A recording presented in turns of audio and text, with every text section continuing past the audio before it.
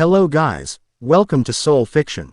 So in this video, we will see, what if Naruto was isekai'd into Overlord New World?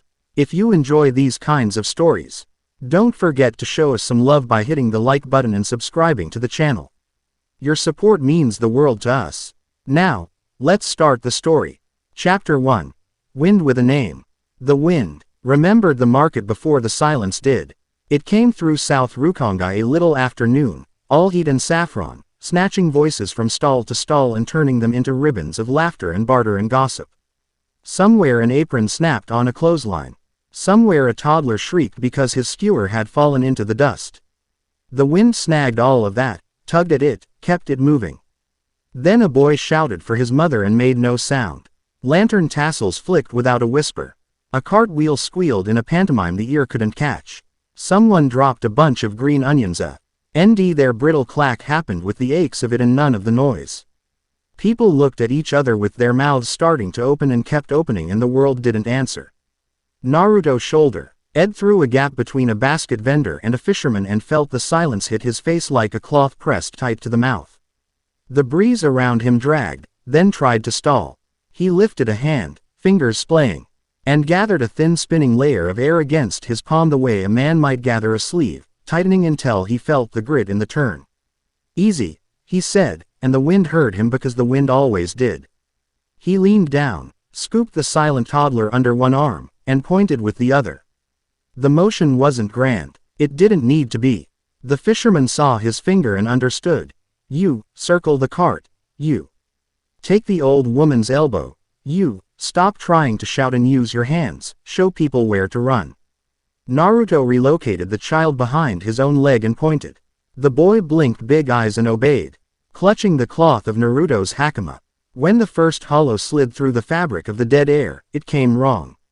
No roar, no rattle. Its mask was a smear of white set in a shape that refused focus. Like seeing a reflection in soup. The silence buckled around its mouth in an indentation that wanted to be a howl. Naruto didn't answer with a declaration. He tilted the wind against his palm until it hummed in his bones. Chakra had once been his life. This was not chakra, and yet it did what chakra always did when he asked. It came. "Okatsun," he said under his breath, with affection and humor and the slight impatience of a man in a market who'd rather not break the stalls. "Let's go." The blade arrived as twin arcs traced in the air without flash or flourish. They weren't steel so much as shaped pressure, wind that remembered edges, handles that formed when his hands wanted them. When he cut, the silence closed over the slash with no sound, but the hollow's mask still cracked. He stepped aside, nosing his body through gaps between baskets, turning his shoulders without touching anyone, the wind sutured to him like a tame animal. The hollow reached wide, mouth impossible. Naruto slipped under the grasp, sliced across the joint of the arm, 3 compact strokes, not even a show, and guided the boy behind him with a foot that never quite kicked.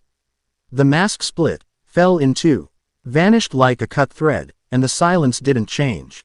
He wouldn't win by counting corpses. The market didn't need a hero pose, it needed exits and no trampled children. Hane dropped into place beside him with a grunt he didn't hear, the tilt of her head the only indication she'd been running. Her black hair was tied up high and secure, her mouth dusted with flourware, from the look of her. Someone had shoved a rice cake at her on her way out of the barracks. She snapped her wrists and 3 thin paper talismans unfolded from her sleeves and stuck to the ground 3 paces apart. Square, sure and neat. Her lips shaped the words of a keto formula that the air swallowed. The sigils activated without a sound and lit like mothlight. Naruto felt their pull. They made a corridor no one could see, a line of least resistance along which running bodies would find it easier to move. He caught her eye and lifted his chin.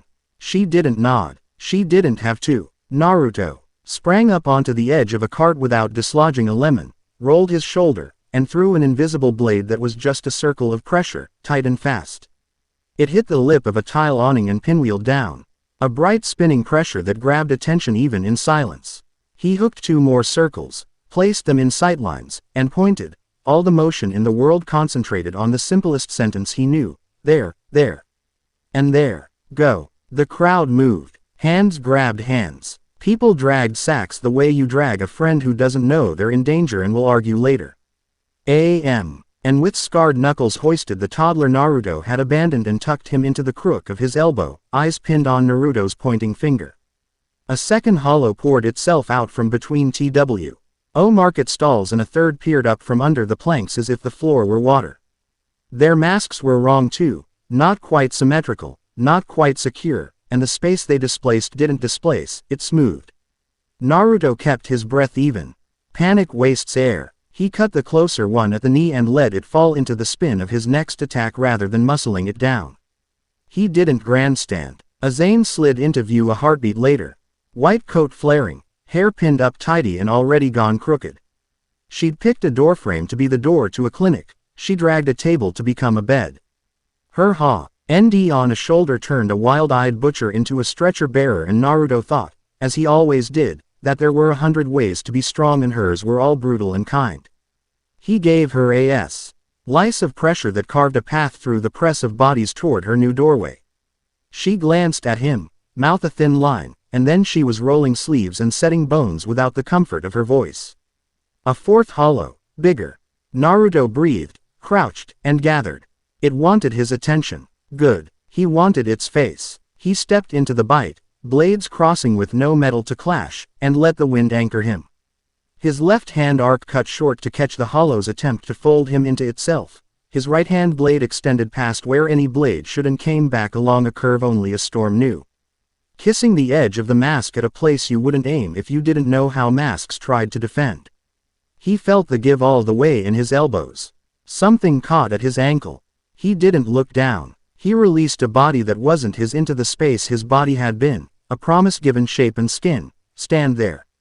Block the next blow. Don't move until she's clear. The clone stood, eyes brighter than people's. Nothing inside but that one intent. The hollow slammed into it and slowed, baffled. Naruto took the opening and used it without pity. The mask shattered like a thought broken. The clone looked at him, waiting for a next order it would never get, and vanished like breath off glass. Hane raised another sigil. She had chalk smeared across 3 fingers and a tiny cut at the EDG. Of her palm where paper had taught her it had edges. Her eyes were the color of old ice, not because she was cold, but because she had learned to think while other things were burning. She shifted a sigil half a pace with 2 knuckles. That was the difference between panic and flowing evacuation, between 12 people jamming themselves in a doorway and 12 people passing through it like a river. Another hollow manifested across the way, thin and tall, face too smooth. A boy threw a pot at it and the pot hit and didn't make a sound. The boy looked at his empty hand like someone had stolen his strength.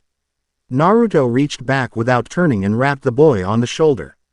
The boy looked up at him.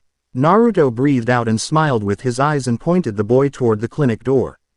With 2 fingers and a twist. Go make yourself useful, help the healer. The boy ran. No words, no orders. A look and a gesture and a full breath and the world moved. By the time the silence thinned. No, not thinned. That wasn't right. By the time the wind remembered what the market had sounded like and insisted on it again, the hollow masks were dust, the halal butcher was helping Azane tie a tourniquet. And a woman with fast hands had begun to collect fallen scallions and lay them in tidy bunches, because order uses grief like a handle. The first sound wasn't a cheer. It was a hard swallow from a man who'd forgotten he had a throat. Then someone laughed too loud and someone started to cry and a child hiccuped. The world stumbled over its own noise and found it again. Naruto hopped down from the cart, found the toddler again and saw he'd been transferred from arm to arm 3 times and was now chewing on Azane's sleeve. He checked the boy's knee with 2 fingers. He lifted his hand, and the wind came to a rest along his wrist as if to ask, well. He set his palm against a stall post and released the leftover spin he was holding. The post thrummed once, like a plucked string. He patted it. Thanks, he murmured, and stepped away. Hane came to stand near him, her hands loose at her sides and chalk stripes faint against her skin. They both surveyed the market like carpenters who just braced a roof in a storm and were making sure it would stay up. He angled his head to her, question without words, you good? She lifted one eyebrow a clean millimeter. You. Naruto breathed the warm dust and changed the wind's mind about how it wanted to behave. It untangled from the corners it had gotten caught in, deck eaves and curtain hems and a girl's hair, and decided to be a breeze again. It carried a waft of frying oil, then cinnamon, then blood, then river water. The market was a market. It had survived. They watched Azane staple a new sign over the door she'd chosen for a clinic. It swung a little. Azane reached up and straightened it. The expression on her face said, "This is temporary, like everything, and we will treat it like a promise." Naruto touched the edge of his sleeveless haori with the heel of his hand. The white cloth hadn't had time to learn his shoulders yet. It still remembered the man who'd worn another like it before him. He sometimes wanted to apologize to it for being a different shape. "You looked satisfied with yourself at exactly one moment," Hane said, low, the words half stolen by the market's noise. "When was it?" When the boy ran to Azane without hesitating, Naruto said. "The rest is," he gestured, palm out, the movement a joke that didn't need a punchline. "Wind," she said. "And names," he said. They stood in the middle of a ring of people who had no idea they were standing in the middle of anything, and for half a minute neither of them moved, because stillness is sometimes the only way to check if you've finished without admitting how tired you are. A bell clanged at a distance and remembered how to be a bell. Naruto turned, testing the air with his shoulders the way a man tests river current, and nodded toward the seraite. Their day wasn't done. The courtyard was a plain patch of stone under a sky worn thin by afternoon. No banners, no seats, no rank. The captain commander liked to keep the part where he decided things unadorned. It made it easy to hear the decision when it landed. Shunsui Kyoraku stood with his arms folded into his sleeves and a hat that was not on his head for once. His eyes were narrowed in a way that would have looked lazy on any other man. It wasn't lazy. It was deliberate peace, and it made you want to deserve it. "Tell me her name," Shunsui said, the way a man asks for the time. "Only when she wants to be named," Naruto said. Shunsui sighed like a man who has been, reluctantly, young once. "All right, then," he said softly. "Make me hear her without saying it." Naruto looked down at the stone under his feet. A dry leaf had drifted into the courtyard and lay there as if it belonged. He rolled his neck, loosened wrists and ankles, then exhaled so the air inside him matched the air outside. He lifted a hand and did not draw a sword. He drew a circle with his finger in the space over the leaf and invited the breeze into a loop that would stay until he told it not to. A second circle at the outer edge. Opposite spin. The leaf twitched. Naruto tilted the circles a hair off true so that the air fell into them like a marble into a cup. The leaf rose and the leaf stayed because the wind argued with itself over who got to hold it. He drew 3 more circles, smaller, staggered in height, one of them barely more than the twitch of a fingertip. They caught falling cherry pita, ls and dust and the embarrassment of dry grass seeds. Suddenly the courtyard was a map. And the map was only real if you were the kind of person who believed that men could talk to weather and weather could make promises back. A breeze came, wanting to be a gust. Naruto led it. The circles thickened, held, stretched, sang against the fingers that had made them. He stepped through them like a man alking through strings stretched tight between doorposts, careful not to pluck too hard. He saw the moment the wind wanted to go greedy and shook his head once. It subsided, chastened. "Shikai," Shunsui said, soft. A question with a smile tucked in it. Naruto didn't answer with words. The blades were there, as they always were when he asked like that, not drawn from a sheath, but convinced that GE was a thing the world needed in this second. The left-hand blade dipped into one circle and came away singing the specific curve of that spin. The right-hand blade hit another and carried it like a bright bruise. He crossed them and they hummed to one another and turned the air between them into a promise that it would not let anything in that he did not allow. "Will you fight for it or with it?" Shunsui asked, not because he didn't know the answer but because a man should hear himself say it if he wants other people's lives to depend on it. "With," Naruto said. Shunsui scratched his cheek. "And will you save the man who tries to kill you if he starts to fall?" "Yes," Naruto said, and there was no virtue in the word. Just a simple truth, like saying that warm bread is better than stale. Shunsui glanced toward the far edge of the courtyard. A thin man stood there, the shape of a lieutenant with a face like someone had professionally removed his ability to look tired. His name wasn't important for this. He bowed once and then stepped forward with sword in hand. All right, Shunsui said. Let's show her to each other. Naruto didn't want to hurt the lieutenant. He also didn't want to be patronizing. He solved it by making it about the wind rather than the person holding the steel. They flowed together at a pace that respected the day's earlier work. The lieutenant's blade came with crisp intent. No feints for the sake of being pretty. Naruto parried without letting the blades ring. He let the wind take some of the force, not because he needed help, but because he liked how gentle strength felt. He broke the angle of the strike by a thumb's width, which is a magnitude few people train for. It makes most attacks miss without making their owners feel stupid. The lie. Udenant changed tactics and tried to set a rhythm Naruto would have to fall into. Naruto smiled because he had spent a lifetime refusing beats other people tried to hand him. He cut his own measure into the air, 1-2 and 1-2, and the wind learned it and kept it whether swords hit or missed. He chose a moment when the lieutenant overreached by half a breath and pivoted into his guard, and then. There wasn't any ground where the lieutenant had expected there to be ground because Naruto had asked the air to lift that patch of dust half an inch for half a second, just enough to adjust a stance. The lieutenant's foot slid. Naruto reached for the back of the man's collar and grabbed it before he fell. He held him in that simple humiliating balance where the body has to admit it isn't where it meant to be.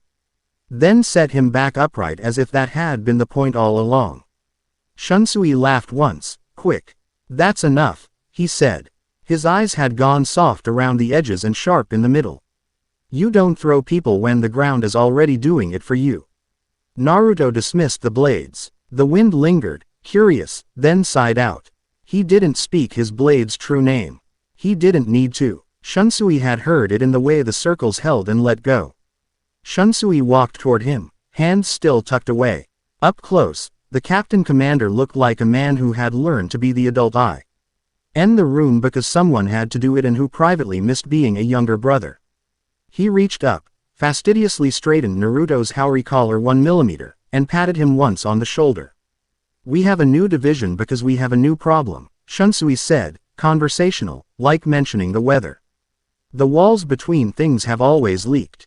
Lately they've begun to fail with a kind of design that makes me suspicious. You know I don't love being suspicious. It gives me wrinkles. You wear them well, Naruto said, because the man had saved people with those wrinkles and jokes about hats. And because respect is better when it's not a performance. Shunsui colored a little and hid it with a cough. You'll take the 14th, he said. Naruto glanced down at the white cloth on his shoulders and then back up. I thought I had, he said. Now you have, Shunsui said, and his voice moved from friendly to final without getting louder. Boundary affairs. We would have Nam. Edit 5 different pompous things if I let anyone else pick. Your headquarters is wherever the next tear opens. Your job is to see it quick and fix it fast and tell me what you learned if you have breath left for talking. Done, Naruto said. He meant exactly that. That he considered it already accomplished tomorrow and that the remaining steps were just getting from here to there. Shunsui put his hat back on like a curtain fund. And, Captain. One more thing. Naruto lifted his eyebrows. Try not to tear any walls yourself, Shunsui said, and smiled as he said it like a man who already knew exactly which walls Naruto would tear if pushed. Yoruichi was eating a rice ball on a wall like a cat in human clothes. She dangled her feet, her sandals making little scuffs against the stone. She didn't turn when Naruto came up, because of course she'd known he was there 2 breaths before he did. If the walls were people, which ones would you break first? She asked, not looking at him, mouth full. The ones standing in front of a door I needed, Naruto said. I'd try to leave the rest. She said, chewing. People who say, I'd try, are my favorite. Always room between the try and the do. He let the wind bring him the smell of the rice and nori. Yoruichi worked her jaw and then pointed the last bite at him like a judge's gavel. You're making friends with the captain commander's patience, she said. You should make friends with his tailor. I like the collar a little crooked, Naruto said. She snorted and kicked one heel. You'll get along with my division's washing line budget then. She slid him a glance with the humor set like a jewel and the appraisal under it honest. You were good in the market. You didn't try to be loud in the quiet. People were already scared, Naruto said. I didn't want my voice to make it worse by not being there. Yoruichi wiped a crumb from her lip with a forefinger and popped it. Central 46 will want you to explain what you are, she said in a different tone that had nothing of rice balls in it. They prefer nouns they can stab. Is captain not enough of a noun? He asked. For some, it will be, she said. For some, not even. Corpse would be enough. Naruto let the wind move hair at his temples and put no weight on the joke in his mouth because jokes are sometimes how you hold something steady. If they try to stab me, he said lightly, I'll try to use their momentum to save them time. Yoruichi smiled without showing her teeth. That line will either make Rukia like you more or less, she said. She's coming. Rukia came with formal steps, never fussy, and hands that wanted to be useful more than they wanted to be correct. She looked at Naruto the way you look at a new bridge, with relief that it's there. With suspicion about its anchor points, with a private thought about whether it will make your neighborhood better when people figure out how to use it. She bowed, not low and not shallow. Captain Uzumaki, she said. Rukia, he said. If you are set on being familiar, she said, a ghost of a smile tracking the words, you could at least mispronounce my name in a charming way. I would never, he said, and meant it in 2 languages. She held his eyes and then nodded once, like a deal struck. There's pressure, she said more quietly. Political. Central 46 do not like surprises, and you walk like one even when you are standing still. I can try walking like paperwork, Naruto said. Yoruichi made a coughing noise that was definitely a laugh. Rukia did not laugh. Rukia's gaze flicked to the captain commander's office. Back to Naruto. She kept her voice mild. Be careful in their rooms, she said. They don't always know where the doors are themselves, but they get angry when other people choose one. Noted, Naruto said. Do you have a door you want me to favor? She actually thought about it. The one with the least blood, she said. Failing that, the one that looks ugly now and safer later. We'll find it, Naruto said, and if we can't, I'll make one. Rukia's mouth tugged. It must be nice, she said. To speak like that and have your actions follow. It is, he said simply. It's also terrifying and exhausting and the thing that keeps me standing up when I'd rather sit down. Yoruichi popped to her feet with that unfair ease people call grace when it belongs to someone else. Try not to die, she said to both of them, as if it were a joke, which it wasn't. Try not to be late, Rukia said, which was not a joke either. They split. Yoruichi toward the shadows, and the rooftops and the places where she was most herself. Rukia toward the offices with their straight lines and straight-faced men. Naruto toward a barracks that had barely had time to learn his division's number. He found Hane at a desk that had known better days and was trying to be good on this one anyway. She had spread maps of the Rukongai wards with pins in scattered clusters that made sense if you knew how she thought. Kana Shiger from the 12th leaned over the maps with the posture of a cat at a fish stall who would never admit to begging. Kana's hair was an engineer's mistake on purpose. Strands caught under a hairpin she'd slapped there while running. She wore the 12th's uniform because someone had to, but had folded the left sleeve twice in defiance and practical comfort. Her expression said that if you argued with her about the sleeve, she would beat you with a calculus text. And so, she announced, without preamble or respect for anyone's rank, it isn't merely that sound drops. The vector field shows a collapse favoring inward spiral. Picture a sink drain. Now imagine it imposed on a district and a little hungry. Naruto put his knuckle on one of the pins and nudged it a thumb width. Kana glared at his knuckle like it was a senior officer. He took his knuckle away. What I would like, Captain, Kana continued in the voice of a person who has exceeded. Entirely acquired an authority they never asked for and must now use it responsibly, is permission to deploy a set of sigil recorders along this boundary so that the next time we feel the drain, we can see the pattern in the way it's braided, not just bleated about afterward. Bleeding is important, Hane said dryly. It lets people know where the sheep are. Kana tilted her head at Hane. I like you, she said, and meant it the way you mean it when you admit you admire a knife for being honest. Naruto touched the pins along the map's edge and then lifted his hand. Do it, he said to Kana. Use what you need without making enemies you can't outrun.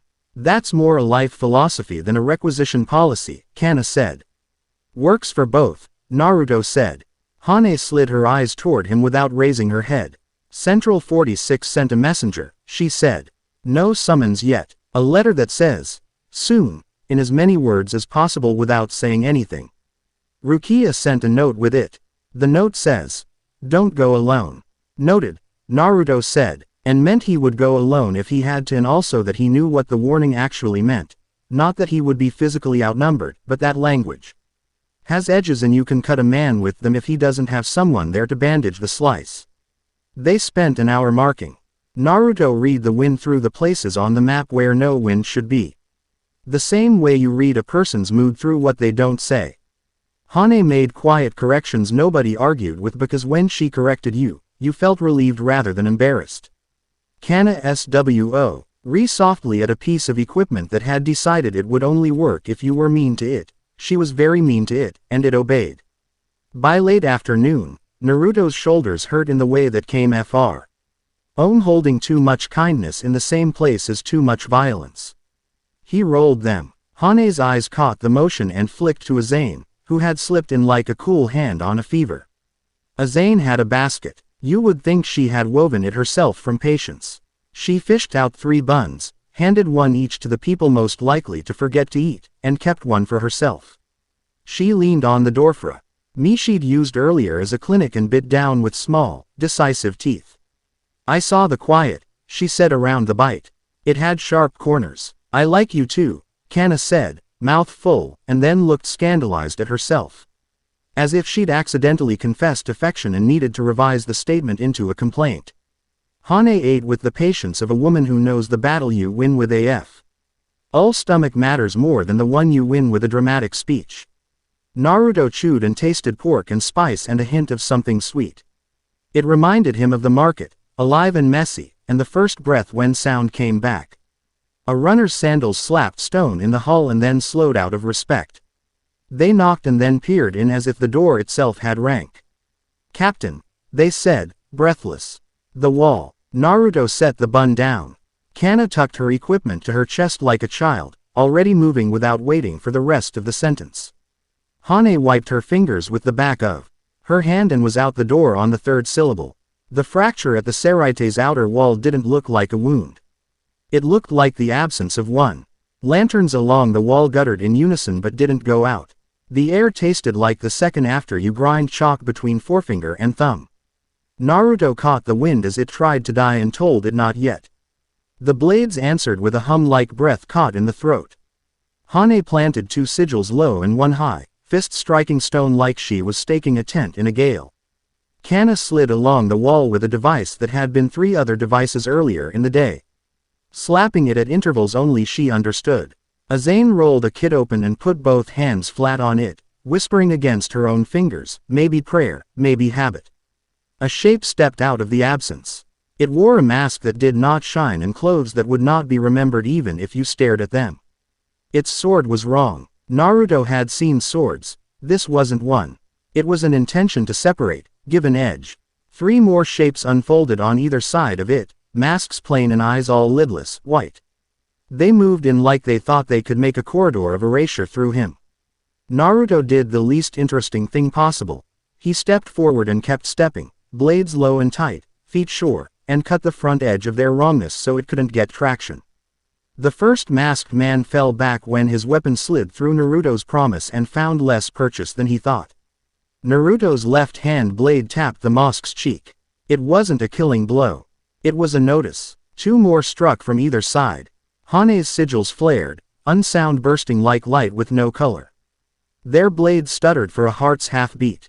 Naruto put his shoulder into the pause, heaved, and sent one of the masked figures skidding back along the wall. The stone underfoot tried to forget how to be stone. Naruto spent the regret like a coin and bought it another second of remembering.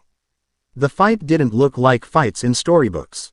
There was no overture. There was a rhythm of wrists, a series of steps that added up to corridors of air you could move through. Naruto didn't count opponents. He counted people he had to keep upright. Left, Hane said, the first word to make it out of her mouth into the wind's good graces. He trusted her mouth more than his eyes and angled without checking. A quiet blade hissed not at his gut but at the space where his name sat inside him. He felt it try to get in, not to end him, but to make the end not count. He misliked everything about it very much. He let the blade take a wisp of the wind he had set to guard the ground under his feet and replace it with air that smelled like the river, because river air knows how to deal with edges. It runs around them and turns them smooth. The blade hit water and lost pride. Naruto smiled with no teeth. The masked leader lifted a hand. The fracture breathed in. Lantern light tugged toward it like hair into a drain. Kana swore a word that probably existed only in the 12th syllab slang and slammed a palm against a brace sheet attached to the wall. It didn't stop the pull. It gave it a rhythm. And that makes everything easier to break. Now, Hane said, and Naruto said, under his breath and said to the wind, hold your breath for me, and then let his right hand blade go long as a whip. It traced the edge of the fracture not to close it but to define it, as if outlining the wrong shape would make it easier to persuade into the right shape later. The masked leader recognized too late that they were being measured for their own coffin and tried to interrupt. Naruto stepped into the interruption. He met the leader's wrong sword with both wind blades crossed and let the hum of the circles from the courtyard come back to his hands. He pivoted. The wrong blade stuttered along his edge and slipped. Naruto turned his shoulders as if to hug an old friend and deposited the leader into the same hug with the wall. The wall took the hit like a professional and gave nothing back. Hane shoved a final sigil hard into the fracture's left seam. Naruto reached past her shoulder, his wind climbing her chest like a sash, and smoothed the seam like hand smoothing paper. For a second he felt nothing. No air, no weight, no him, and then the fracture zipped shut like a mouth deciding it had said enough. The four masked figures flickered. One of them dropped an object that looked like a nail made from someone's name hammered thin. It clinked in a way that skipped around the ear. Naruto kicked it into Kana's waiting satchel with the gentle accuracy of a man good at making mischief in temples. Kana snapped the bag shut and hugged it to herself as if it were both precious and contagious. The leader made a motion with two fingers that said retreat and secrecy and failure in the same stroke, and then they were gone, the air flattening behind them. Naruto kept his blades U.P. for 3 breaths after it was over because over is a liar. Hane didn't relax until after he did, and then she did in a way that was half joke and half shaking out a hand that had cramped. Azane X hailed like one of her patients and began the after, which is the part you either do well or regret later. Kana had already started muttering to the satchel's contents in a tone that suggested if the nail tried to misbehave, she would ground it. Those masks didn't look like hollows, Azane said, wiping her hands with a cloth she would later throw away. They looked like men trying to be silence. They were, Hane said. They will make rules about you soon, Kana said to Naruto, distracted, eyes on the satchel. The sort that have names longer than the people writing them. I don't mind rules about me, Naruto said. I mind rules that get people killed. Kana said absently. Try saying that to the men who think rules are what keep their chairs upright. Someone should remind them the floor keeps their chairs upright. Hane murmured. Naruto knocked the wall once with his knuckles, a light, friendly tap. Thank you, he said, and meant the wall and meant the wind and meant tea. He people who had held lines he'd indicated with 2 fingers and no sound. He glanced toward the lanterns. Their light was back to being the modest sort that do their job without bragging. Kana fish. D out the nail with a pair of tongs too small for the job and waggled it in the air. It was black, not the absence of color black, but the kind you get when you burn wood and rub the residue between finger and thumb. It marked what it touched. It had 3 characters stamped near the head. Hane leaned in, eyes slitting, then widened one of them a fraction. The central seal, she said. But altered. Kana snorted. Altered, Captain. That's a forgery so petty it's almost art. Someone took a stroke off an official sigil and hoped nobody who wasn't in the 12th would notice. Some of us in the 13th would notice. Rukia said from behind them. She had arrived without fanfare and stood with her hands tucked once more into appropriate places. Her eyes tracked the nail with the careful hatred of a person who knows what it would do in a throat. Naruto looked down at the characters. He wasn't a scholar, but he knew a name when he saw one bent into an unname. He turned the nail with 2 fingers. The characters didn't like being looked at. Good. He wouldn't let that stop him. We'll need proof more formal than a nail, Rukia said. Kana made a noise that sounded a lot like laughter after you iron it. I'll get you your proof, Lady Kuchiki, she said without bowing. But I'd rather nail it to someone's front door. Start with their conscience, Azane said mildly. It will hurt more. Hane repacked her talismans with the same care she'd planted them, her movements clean and unhurried. Naruto watched her fix a torn edge with a small brush and paste from a bottle she'd pulled out of a sleeve. He had once thought he knew all the ways to fight. He kept learning. That was the mercy of it. That was the cost. They walked back along the wall in a loose constellation. People nodded to them and didn't. You could always tell who had been close to a thing by how quickly they wanted to be far from it. Naruto let them have their distance. He couldn't give them their voices back. If the wind hadn't already decided to return them, and he wouldn't pretend otherwise. At the barracks, Rukia pulled him aside with a look.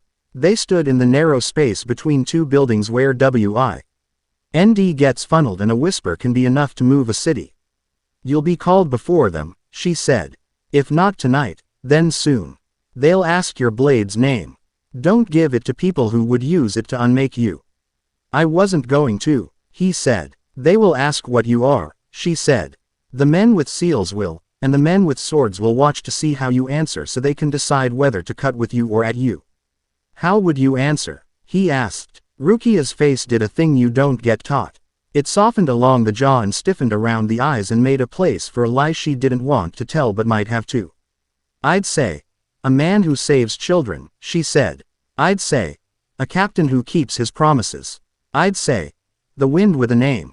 That last one is too flattering, he said. That last one is what I will say if they try to take your Haori, she said. Then, quieter, be careful with your Bankai. He looked at her. You haven't seen it, he said. No, she said, but I saw, the way the air hurt when you pressed it against the fracture. I know what a thing can do by the shadow it leaves behind when it isn't doing it. He inclined his head, serious. Thank you, he said. He didn't promise anything. Promises had power around his blade. He didn't make them unless he meant to carve them into the wind. Rukia nodded once and left with the pace of a woman who had much to do and time to do exactly most of it. Hane waited by the door. She had a new chalk line across one knuckle. You juggle people, she observed when he came close, like knives. I try to keep the edges pointed at things that deserve it. He said. You will cut yourself, she said. Not a threat, not a pitying prediction, a simple geometry. I know, he said. I've done worse. She stood with him a moment longer, as if measuring the distance between his shoulders and the door and deciding if she wanted to stand in his way. You could let someone hold a knife with you, she said finally, almost offhand, but not. He laughed under his breath. I'm still learning to let people carry plates around me without grabbing them in case they drop. I've noticed, she said. It's annoying. Duly noted, Lieutenant, he said, and gave her an angle of a bow that implied apology and respect and a small intent to continue being annoying in ways that saved lives. She rolled her eyes in a motion so small why, oh, you could miss it if you weren't looking for the smile that accompanied it. There's work, she said. There always is, he said. They went back inside. Kana had spread the nail's image across paper B. Why some press whose mechanics he decided not to ask about yet. The newer version bore the altered stroke. The older version sat beside it like a good child. The difference was almost nothing. It made rage slip cold down his spine. Azane set tea down near his elbow and he took it without looking. The first sip burned his tongue. He didn't protest. Pain tells you you're still here. He needed that. GHT ran its fingers over the barracks and didn't turn out all the lanterns because even darkness has manners in places where healers work. Naruto finished the tea and set the empty cup down with care. He leaned over the map again and breathed. The wind came to him like dogs do when you sit on the ground with a slice of bread and good intentions. Division 14, he said without standing straighter, without raising his voice. Without anything boastful. He simply said it so that it would have a place to sit. Boundary affairs. He let the name be real by being said. We keep people from vanishing. Hane's pen paused, then moved again, writing the line in the margin as if it were a list of supplies. Azane smiled at the paper in a way no one would see unless they were watching her instead of what she was doing with her competent hands. Kana flicked a switch on her press with a gentleness she had not afforded it earlier. The wind tugged at the corner of the map. Naruto pressed it down with the back of his hand. Outside, the city exhaled. Above, somewhere far beyond the walls, a sky no one could see right now held onto stars that would come when they were supposed to. He allowed himself the thought that he could sleep. Later, if the night allowed it. He picked up his haori with one hand, shook out the cloth, and hung it on the peg by the door. The white caught what little light remained and made it bearable. The wind ran its invisible hands along the fabric as if checking the stitching. Stay, Naruto told it, and didn't mean the cloth. The wind stilled obediently at the threshold, like a guard with nothing to do except wait for orders and listen for what breaks. It had been a good day, if you defined good as, we lost less than we might have. He did. He always had. He lid the paper with the sigil toward himself again and memorized the missing stroke, the not quite nothing that was the shape of the trouble. He said nothing. He didn't have to. The wind was listening, and trouble had a name even when men tried to cut letters out of it. In the morning, he'd go to the wall again and look like a man looking at stones. In the afternoon, he'd let Central 46 ask him questions designed to find edges. In the evening, he might have to fight in the places where fights didn't belong. Between those times, he would keep the promise he'd just spoken aloud and the wind would enforce it because that is what language can do when it's not being used as a weapon against itself. For now, he leaned both hands on the desk and let his eyes slide closed for the length of a single, unguarded breath. He pictured the child in the market asleep with a piece of Azane's sleeve still damp from his mouth. He pictured the man who had carried him there telling someone at home a story with sounds in it. He pictured the leaf in the courtyard, held in the balance between circles, not falling because someone had asked the world not to make it fall yet. Tomorrow, he said to no one and to the wind and to the empty doorway. The wind, good soldier that it was, did not answer. It only waited. Chapter 1 End. Chapter 2. The rooftops know our names. Karakura at dusk wore the kind of light that makes rooftops feel closer together than they are. Heat stalled in the alleys. Laundry lines lifted lazy palms to a breeze that hadn't decided who it loved more, the river or the ramen stand. Up on the tiles everything smelled like broth, soap, and evening. Yoruichi ran as if the rooftops bowed under her feet to make the strides neater. She didn't look back. She didn't have to. Naruto was there because the wind never left her alone when it meant to be mischief. There, she said without pointing, so he looked where her chin might have tilted if she had bothered. A figure in gray moved 3 roofs ahead, never kicking a single tile. Even their weight seemed courteous. The sort of careful that only comes from training or guilt. Naruto let the wind put a hand on his back. He didn't sprint. He lengthened. Tiles didn't rattle. A stray cat lifting its head near a vent barely took notice. The runner cut left and then did a thing no normal feet would, stepped into shadow off the edge. And came out on a different roofline like the alley was a river you could cross at a sandbar only you knew. Pretty, Yoruichi said. I'll kiss you on the cheek if you don't break the fishmonger's sign this time. I would never, Naruto said, judged the distance, and shifted the current a hair so a drooping banner lifted at the right second. He hit it with one foot, used the give, slid to the next roof without even worrying the rope. The runner glanced back then. Their mask wasn't a hollow's. It was the kind a person wears when they want to be seen as nobody in particular. Even their eyes were an average color, which is its own art. They tossed something backward, small as a spitball. It hit the tile between Naruto and Yoruichi and made a circle of dead sound the size of a hat brim. Kai skimmed the edge and used it as a step because of course she did. Naruto planted his foot on the dead patch, took the lack of music like a dare, and let his heel whisper a little gust into it. The deadness didn't like being told it was air after all. It sulked and turned back into normal sky. Naruto felt the set of the runner's shoulders change. Whoever they were, they didn't like improv. The chase turned conversational. Yoruichi didn't slow. You think this one's Ashen Covenant? They don't love us, Naruto said. Flirting would be more fun, Yoruichi said, and then cut right so hard at. Elevision Antenna shivered and decided to forgive her. They ran along a ridge where Karakura fell away on either side into the kind of streets where stories happen whether you want them to or not. The runner vaulted a narrow alley and never touched the far wall. Naruto heard, didn't hear, the faintest wrongness. The air under the runner's foot didn't compress like it should have. It had been coaxed to forget it could. Technique, he said under his breath. Cheap trick, Yoruichi said. Watch your rhythm. They came to a flat stretch. The runner accelerated, then turned sudden nothing and dropped out of sight. Yoruichi didn't miss a step. She launched herself into the gap with the serene confidence of someone who expects the world to provide stepping stones because she asked nicely and stole most of the good ones last time. Naruto followed and found a kind of staircase drawn in shadow, platforms that weren't, laid along the side of a building that had no business owning them. He stepped on one and felt the air's offense. He apologized with a shape of wrist and flow of breath, and the step held long enough for a body that knew how to listen to pass. The runner took the last 3 in a B. Lure and landed in an alley that had decided to be wider than it was. They were good. Not Yoruichi good. Not yet. Where did they break for handoff? Yoruichi asked, and answered herself, Riverside. He runner hit pavement and moved human again, which meant fast and clumsy at once. Naruto dropped to street level, let a cyclist wash past him in a bell ring of surprise, and then cut off the end of T. He alley by closing a door the wind hadn't realized was a door until he asked it to be one. The runner bounced off the invisible current and stumbled 3 steps. Yoruichi was already there to introduce them to a wall.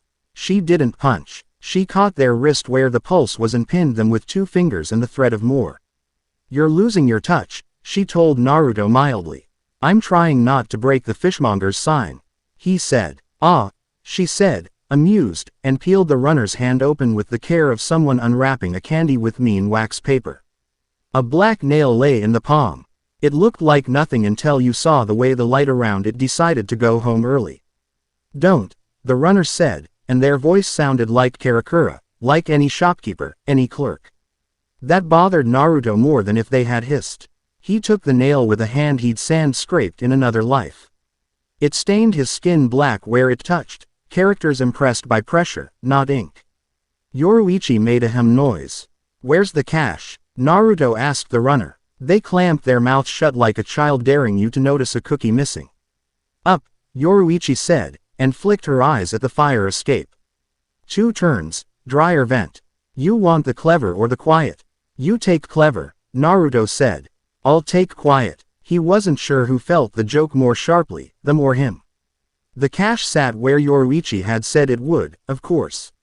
A program of nails in a cloth roll, stamped with different names. Not people's, not yet. Words like Koya, Yamabuki, Sadao, common enough, you could hurt a neighborhood with just those. Never mind the talismans tucked underneath, each a tiny, neat seal that looked like any of 100 official seal descendants, until you looked long enough to remember what the true one looked like. A stroke missing, a line too smooth. Naruto held one up and felt the way it wanted to eat what people called each other. The edge of him didn't forgive the impulse. They walked the runner back out under streetlights, finding their courage. He wasn't here to break bones. He was here to stop the bleeding. Yoruichi's grip on the runner's wrist remained gentle in a way that wasn't soft. The runner breathed faster, looked at the nail in Naruto's hand as if it were a lover and a snake, and then looked away. What do they do with them? Naruto asked. Pin names to paper, Yoruichi said. Bleed them until they curl. Less mess than blood, more lasting. And if you pull the nail out, depends how long it's been there. She gestured at the nail. That's a courier load. Fresh. You found them before dinner. Lucky. Naruto glanced down the street. A man stood at a corner, one hand in another's, laughing. When he said the other's name, the sound carried and stayed. Naruto made a small private vow without letting it harden into a promise yet. His blade loved promises. He had to feed it carefully. They left the runner bound with rope that would let them go if they decided to be brave in the right direction. Yoruichi could tie a knot that made you consider your life choices. They moved along the river's edge. The water was trying to hold the sunset. The current tugged it along anyway. 2 blocks down, Azane's makeshift clinic had sprouted in the shell of a laundromat that had closed early for reasons everyone understood and none of them liked. People sat on chairs that had been machines and pressed damp hope in their palms like towels. A woman clutched at Azane's sleeve. Her lips were already forming a name. Azane said nothing, just set her hand over the woman's finge. RS and carried the syllables to Naruto with her eyes. He came close and the smell of detergent cut through everything else. On the floor sat a small boy with a band-aid slapped proudly on one knee. He was bravely not crying. He held a paper with an awkward drawing of a fish and a scribble at the top where a name had been started and then forgotten and started again and then changed into shapes because the letters wouldn't come. "Say it," the woman whispered. "Please, just say it." She didn't mean his name. She meant the boy's. He deserved to hear it. Naruto crouched on his heels and kept his blades sleeping. Because some things required empty hands. The nail in his palm touched his skin again and the characters there warmed with a meanness that assumed it was inevitable. He looked at the boy. The boy looked at him. The room decided it would be quiet for a moment so something important could happen. "Hey," Naruto said softly. "You dropped this." He reached up into the space between Voic's and wind and took hold of the shape that a name makes in a house. It isn't just sound, it's where you place the cup, what you say when you stub a toe, the direction a head tilts from the pillow when called. He found it because the boy's mother had built it every morning since he was born. He set it back where it belonged, gently, like returning a coin to a shrine you hadn't meant to take. "Kenji," Naruto said. The boy's eyes went so wide the world might have fit in them. His mother fell onto her knees like her bones had new maps. She said it too, quietly at first and then with a sob that let air back into her. "Kenji," she said, and pulled him into her arms and said it again, because saying it is a kind of holding. Azane's hands lost their tremor. She set a palm on the back of the mother's head for one breath and then peeled herself back to be useful somewhere else. Yoruichi leaned on the counter and watched without making it about herself. Naruto stood and felt older and almost fine. "Name nails," Kana said from the door like a swear and a diagnosis. She'd arrived at a run, satchel slapping her hip, hairpin barely holding. "Have you kept your fingers off the business ends?" "Of course not." She plucked the nail from Naruto's hand with tweezers she had definitely invented from a fork. She held it up to the fluorescent light, sneered at it the way a mathematician sneers at a PR. "Oof, that can't decide if it's clever or cruel. They pin them down," she muttered. "Bleed them into docility. Leave just enough to call someone for soup and bedtime and not enough to call them back from a ledge." She dropped it into a glass vial with a prim little click. "I'll need samples from unstolen names for a baseline." "No," Azane said, not looking up from a wrist she was taping. "No one is donating their name to science today. I'll take syllables," Kana sighed. "Fine, half a syllable. Take mine," Naruto said. Kana squinted at him in suspicion. "You don't have half syllables," she said. "You have entire mouthfuls. Take some anyway," he said, and hummed a fragment of his own name under his breath. The vial's surface quivered. Kana looked up, surprised in a way she hid by being rude. "Interesting," she said. "You're loud." "Blame the wind," Naruto said. Kana corked the vial, stuffed it away, and pointed at the nail roll under Yoruichi's arm. "We'll burn these properly," she said. "With witness." "With joy," Yoruichi said. They stayed until the laundromat clinic could be a laundromat again and the boy with the band-aid had drawn a second fish, this time with a name at the top that would stay. When they left, the river had given up on keeping the sunset and settled for moonlight instead. Ho Mundo's desert had a way of convincing you you'd always been in it. Dunes did not shift because of wind or time, they did it to erase footprints. Naruto and Hane walked across a white that had devoured its own color. The world made no sound. Even the sand underfoot refused to rasp. When he breathed, the air entered like a lesson in humility. They'd brought chalk. Hane had told him, "We talk in lines," and handed him a stub. He wrote north on a stone and the word sat there looking embarrassed. Then steadied. Hane sketched a grid the size of a table across a flat patch of rock and then drew a bend in the grid's edge like a river in miniature. Naruto nodded. The bend meant retreat path. He lifted a hand to test for hollows and found nothing because nothing here took tests. The edge of sight offered shapes that didn't exist when you looked at them. It was like trying to remember a name after a bad dream. Hane came up beside him and pressed their wrists together, just a touch, skin to skin. The chalk line to him traveled through the contact like chow. Dust always wants to whoever makes more of it. He didn't ask if she was afraid. He liked fear. It had kept him honest when he was younger, and a worse idea seemed like a better one. They moved. He kept his blade uncalled. Because he'd learned from the market that drama fed the wrong kind of hunger. When the first null hollow approached, it did so in a polite arc, a shadow that decided to be a mask when it was tired of being a shadow. Its eyes were not eyes. They were polite holes. Naruto didn't say howl. He asked the wind to exist around his fingers. It was hard. The silence pressed his request flat. He told it a story it liked better. A boy in a market, the sound of a bell learning itself again. The wind came, reluctant and then grateful. He struck and felt nothing, which scared him more than pain. The blade cut shape into shape. The hollow's mask cracked without screaming and blew away as grit. He didn't look satisfied. Hane's chalk line extended along the rock, steadying him. 2 more blanks approached, shy as cats that intend to bite you. Naruto didn't chase. He held his ground and let the desert come. The trick with quiet is not to try to shout it down. It is to make it decide you are part of its version of normal. They fought like that for a while, long enough that when the wind finally admitted its own name again, he could taste salt in his mouth from sweat he hadn't noticed starting. They reached a ridge that wasn't. It had the posture of a ridge, the mood of a doorway. Hane tapped chalk to her palm. 4 short strokes, 1 long, and then drew a tight spiral that looked like a curl of hair. Naruto smiled because he knew what that meant on her maps. Home. He nodded. They turned back. Halfway, a shape that was not desert moved with elegance that betrayed training. Naruto slid between shadow and line and cut. The blade skated over something that was not hollow. The figure blurred and then steadied, skulking away with the indignant dignity of a thief who had intended to take only fruit and found themselves in a jewel box. They didn't attack again. They had been measuring, not killing. Hane sketched a quick square on the rock and shaded it. Watched. He penciled an arrow pointing the direction their observer had taken. Later, the return to the threshold between Ho Mundo and Seraite felt like the kind of relief you don't trust. The last 50 paces were the worst.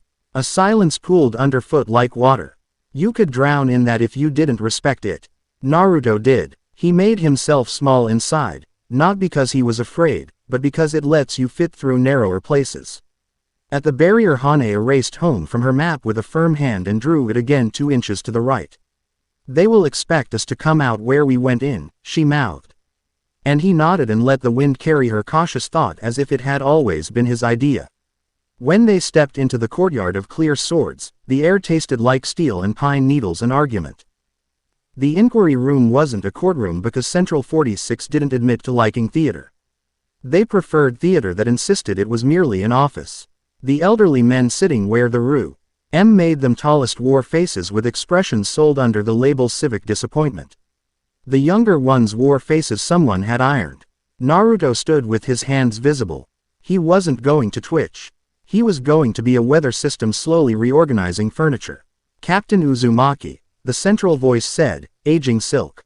You've come into unique circumstances. I've walked into worse rooms, Naruto said. He meant cellars full of bad choices and children who shouldn't have had to make them. You are divinity tainted. The silk liked this phrase. It expected him to bite. I'm wind tainted, Naruto said pleasantly. And soup tainted. I had ramen on the way here.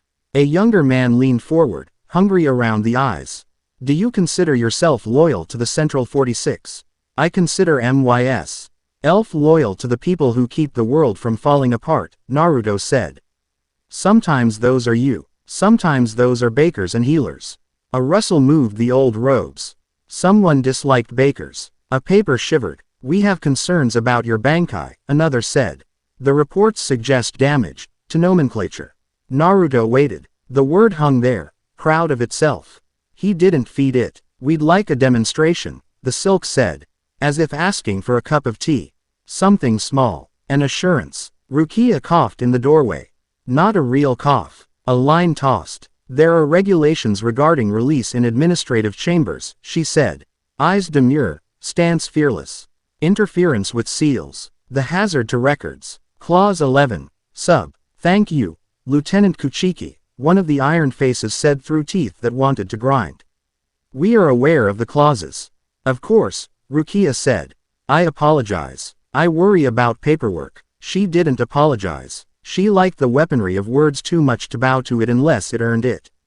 Kana lurked against a side wall, the expression on her face a postcard from annoyed genius. She lifted a finger as if asking to speak in class and didn't wait to be called. If you want a demonstration, I can provide one, she said. Of forgery. The nails and prints hit the table with crisp little sounds.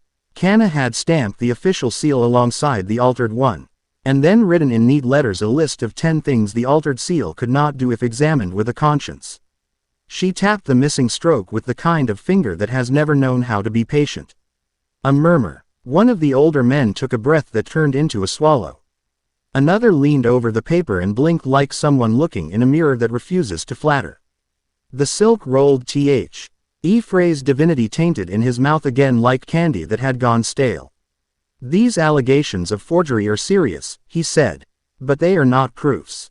They are enough to keep me from demonstrating a weapon you don't understand in a room where the records will not survive it, Naruto said, mild. I'm sure you understand my concern for your paperwork. Yoruichi snorted somewhere near the ceiling. We can bind you for noncompliance. A younger one said, almost too eager. 4. Contamination, another supplied. Naruto folded his hands behind his back to keep from touching the air like AM. And checking the pockets of a bully's coat for stolen coins.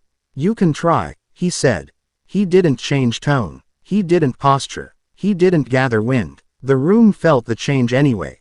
Because some men ache whether by breathing and not because they are special, but because they have chosen to be the kind of open window other people can live near.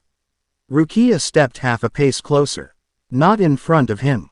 Beside him, where a friend stands who knows their own weight.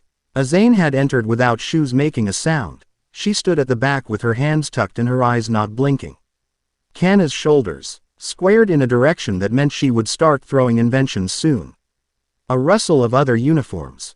Too many to count without making it look like counting mattered. Some of the seated officers, thirds, fourths, not just lieutenants, came to the doorway and didn't leave. The inquiry had become a room with witnesses the moment the men in it forgot that rooms with doors have other doors. Naruto met the Silk's eyes and said something that wasn't a speech. I will keep working, he said. With your stamp, without it. With your help, preferably. If you come for me, do it because I failed my job, not because you're afraid I might be good at it. The Silk looked at him like looking at a storm over wheat. You are arrogant, confident, Naruto said. Tired, hungry, and right. Shunsui's presence touched the doorway then, not body, but a permission. One word from him could have settled it like dust. He didn't give the word. He let Naruto own what he'd just said.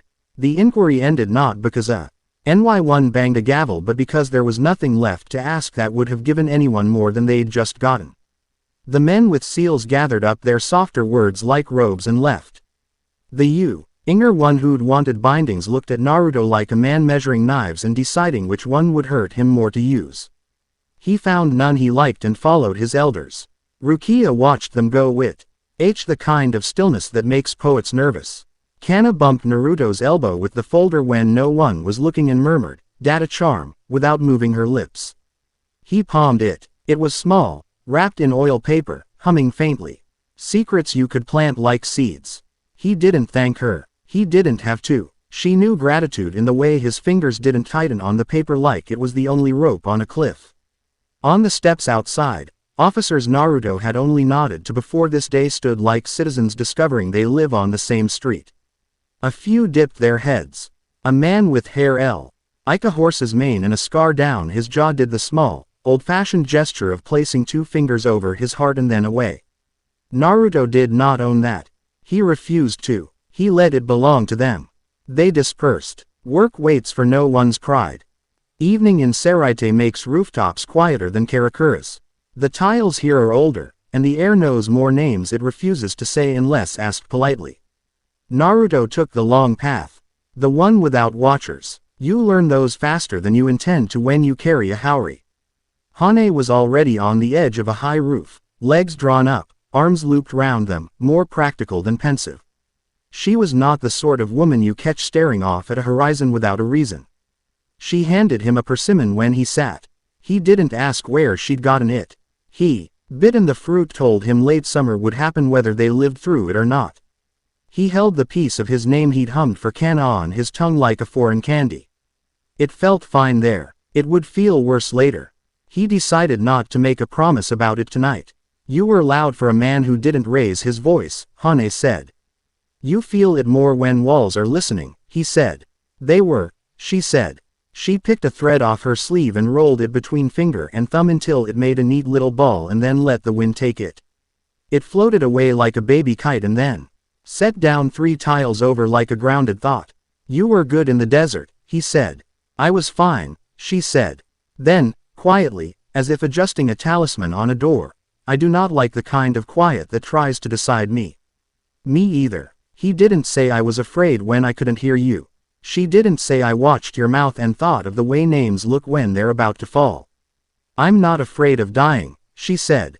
A minute later, and the way she said it made it true but not brave. I am afraid of being forgotten while still breathing. I am afraid of waking up with an empty space where. Mine wasn't being told I'm easier this way. He turned the persimmon stem in his fingers. The wind came up the side of the roof like a friend who has learned to ask before hugging. Hane, he said, and said it like he'd decided to carry the weight of it with him whether it slowed him down or not. He didn't make a vow because he didn't want his blade to get drunk on it. He made something smaller and more stubborn. I won't let that happen, he said. You can't promise that, she said, not accusing, simply correcting a boy's math with a woman's ledger. I'm not promising, he said. I'm informing the world of my intent. She made a sound not unlike a laugh choking on its tea. You are exhausting. I know, he said. I'm trying to be better about it. She leaned back on her hands, stretched her ankles, cracked one knee with a neat little pop.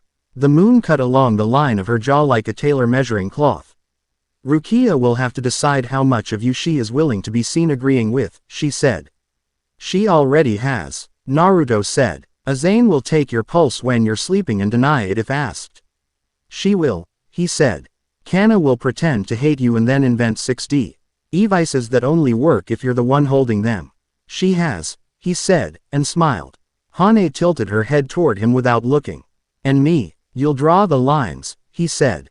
And erase them and I keep trying to walk through walls that should stand. She sat with that, like a stone warming in the last light. I don't want them to make you choose between being captain and being wind, she said. They can try, he said. You'll try to choose both and hurt yourself where no one can bandage it, she said, irritation under the mercy. He put the persimmon stem on the tile between them. The wind failed to move it because it had been told to leave certain small things alone. If I have to choose, he said, I'll choose people. Not your Haori, she said, watching the stem. It's only cloth until it's not, he said. And if it stops being what it's supposed to be, I'll hang it up somewhere and take it down when it remembers. She glanced at him then, quick as a sparrow and about as judging. I wish you wouldn't talk good when what you mean is dangerous. I can try, he said. She snorted. There it is again. Try. You like that word, he said. It leaves space, she said. For me. For you to disappoint me without breaking anything I can't replace. She stood then, fluid and exact, brushing dust off her palms for something to do. We have early. Kana wants to place recorders Al. On wards 7 through 9 before the dawn cooks the air. She's bossy, he said. She's right, Hane said. And she likes you. She likes my utility, he said. Hane's mouth tilted. Same thing. They went down a narrower path than they'd taken up. He kept a step behind her so if she slipped he could be a stupid instinct with arms. She didn't slip. He still enjoyed the posture of being useful to someone who didn't require him. At the barracks door, she turned like she was going to say something else, then didn't. He didn't make the silence fill in for her. He opened the door and let it wing wide, and held it without making a production of holding it. She went through and let her shoulder brush his, not because she needed to be steadied, but because sometimes you tell the person best. You know they're there without saying it aloud. Inside, the map waited. The pins glowed faintly where the oil in them caught the lantern light. The wind had stayed where he'd told it, which Alwa YS felt like a small miracle even when he knew the mechanics. Naruto checked the data charm with 2 fingers and slid it into a hollow under the desk he hadn't shown anyone else yet. He had learned the kind of secrecy that isn't a lie. Just a spare key you don't tell people about until they need the house. He pulled his haori off its peg and folded it. He put it down flat, palms smoothing the cloth once, twice. Not because it mattered to the cloth but because his hands needed a thing to make orderly. He thought of Kenji, and the persimmon, and the boy on the rooftop who had probably fallen asleep by now without remembering why he felt safer on this particular night. Tomorrow, Hane said from the other side of the room. Tomorrow, he said. The wind at the threshold did not move. Waiting is a kind of work. They were all good at it. Chapter 2 End. Chapter 3. Edges that cut too deep. By noon the heat over Ward 10 had turned every rooftop into a kiln. Banners hung tired. Linen dried too fast and carried dust instead of soap. It was a bad hour for a fight because people were caught between chores and lunch and would run with their hands full. Naruto felt the change 6 streets away. Wind stumbled over an absence and came up short like a dog at an invisible fence. He turned his palm and the air pooled against his skin, thin, resistant, too still. Hane glanced up from her notes without needing to ask.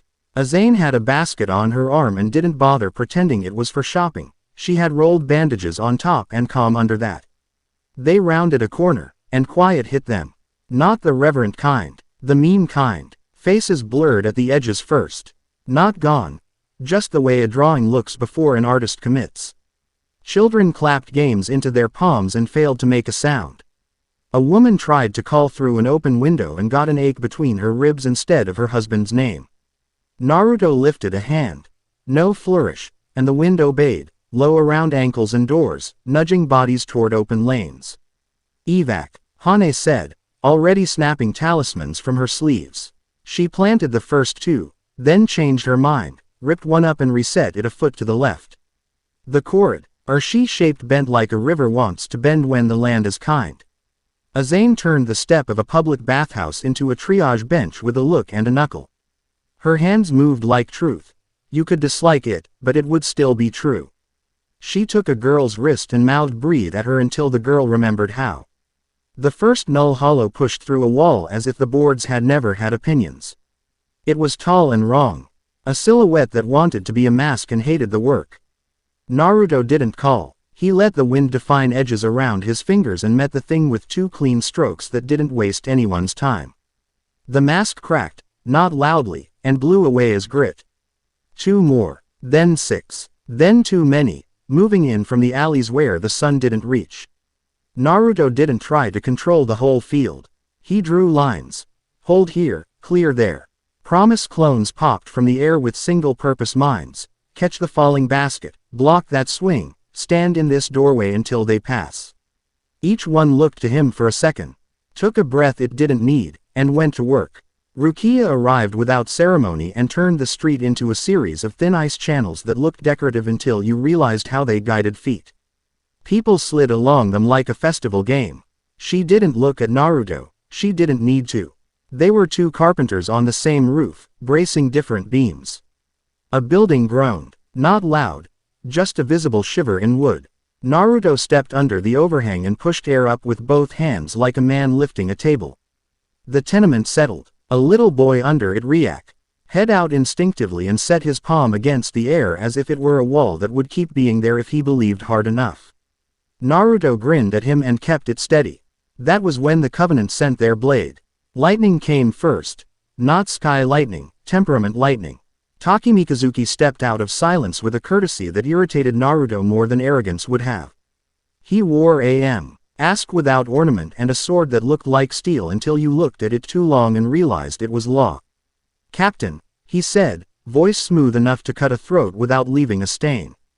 It wasn't loud. Everyone heard it anyway. Busy, Naruto said. Takemikazuki looked past him at the street as if counting and finding a number he didn't like. Collateral damage, he observed, and tilted his head.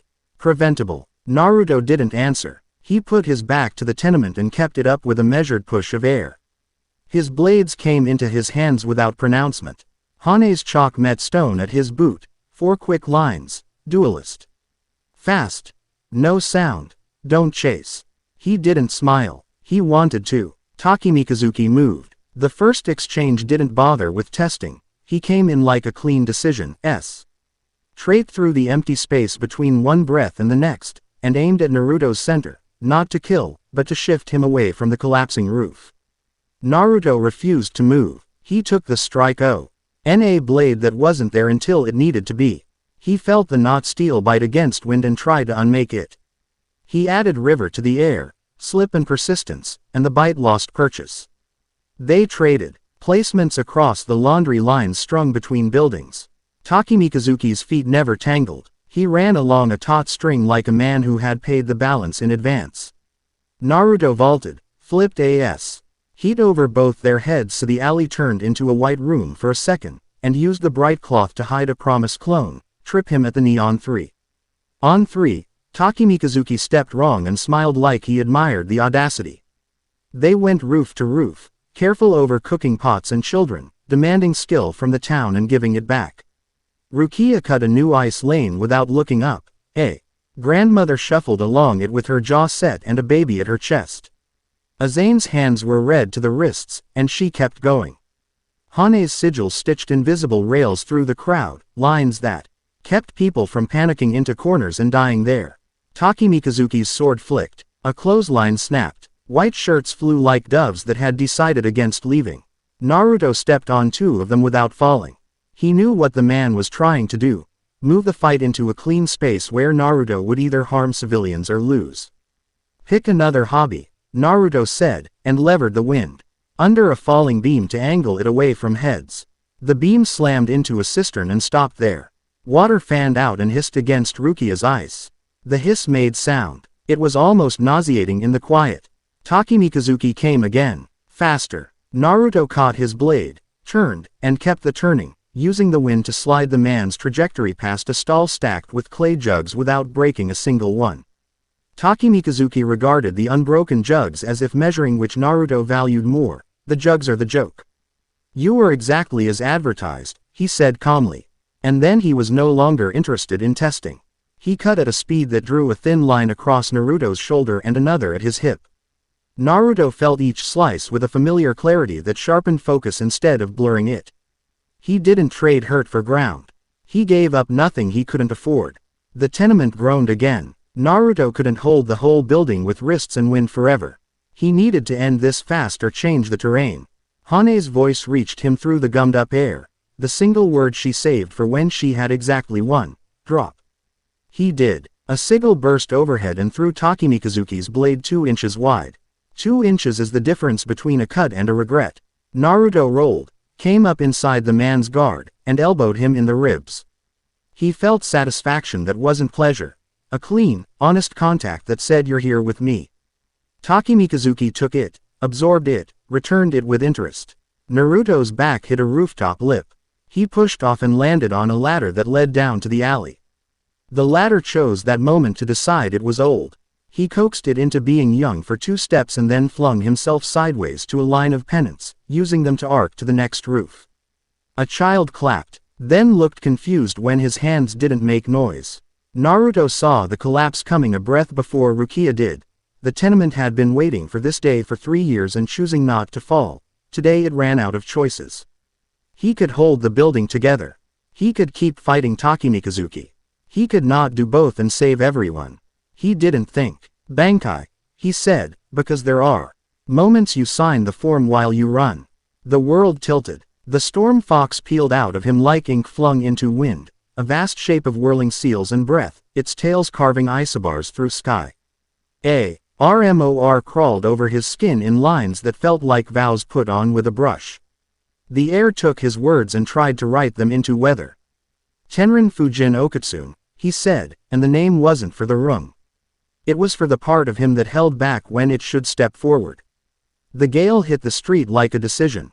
The falling building paused as if embarrassed. Naruto drove the storm fox's paw's eye. Nto the corners where wood had lied about its strength, and the structure remembered itself for one more minute. People poured out along Hane's corridors, their hair snapped by wind that kept them upright instead of throwing them. Takemikazuki's blade whistled as though it enjoyed this. He came in under the arc of Naruto's left blade and struck at empty air as if striking at a word. Something cold slid along Naruto's spine. He recognized it a second too late. The Covenant's weapon wasn't interested in skin. It wanted nouns. He caught the strike on his right-hand blade and countered. 3 strokes, a kick. Wind driving his foot heavier than it was, but he was fighting on 2 battlefields now, against a man and against the part of his own power that liked to cut too much. Don't sever, he told the gale, out loud, and felt it strain to do what wind does to knots. Vow, the storm fox murmured through his bones, not words, but a pressure. Say it, bind me. He hated that he needed to.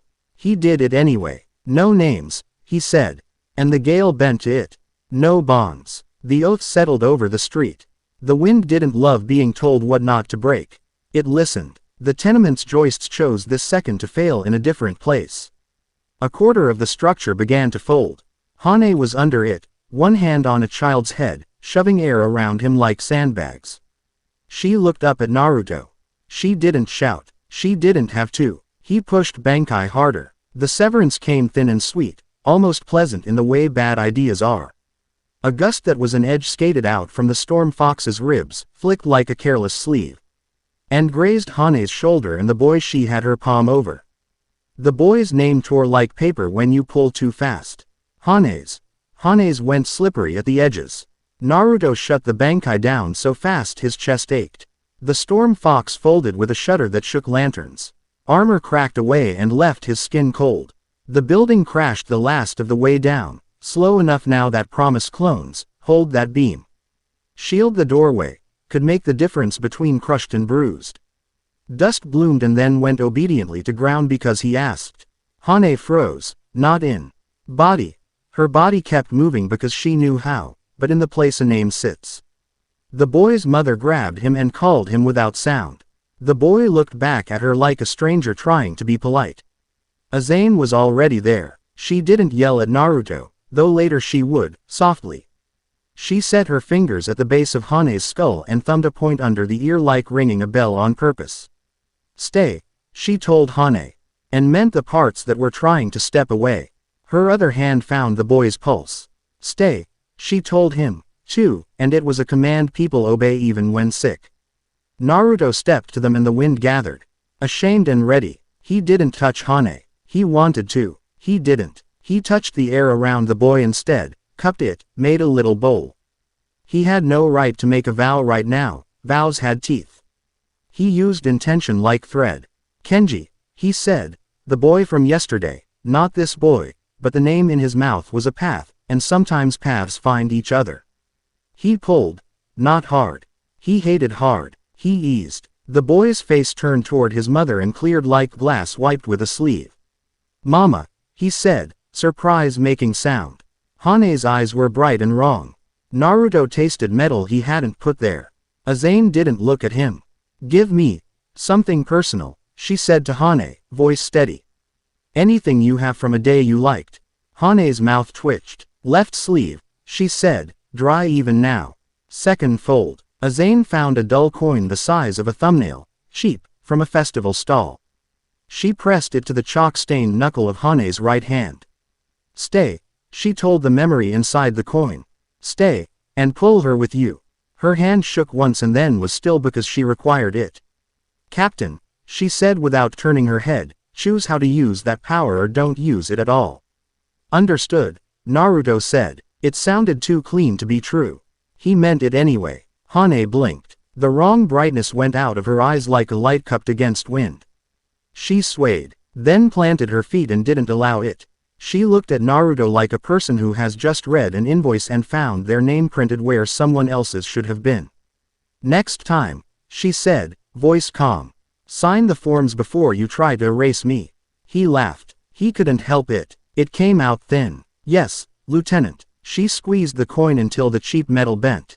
"Don't ask me for the mundane paperwork now," she said. "I will write you into oblivion with it later," he said. Takemikazuki had not run. He stood 20 paces away, blade lowered, watching Azane's hands.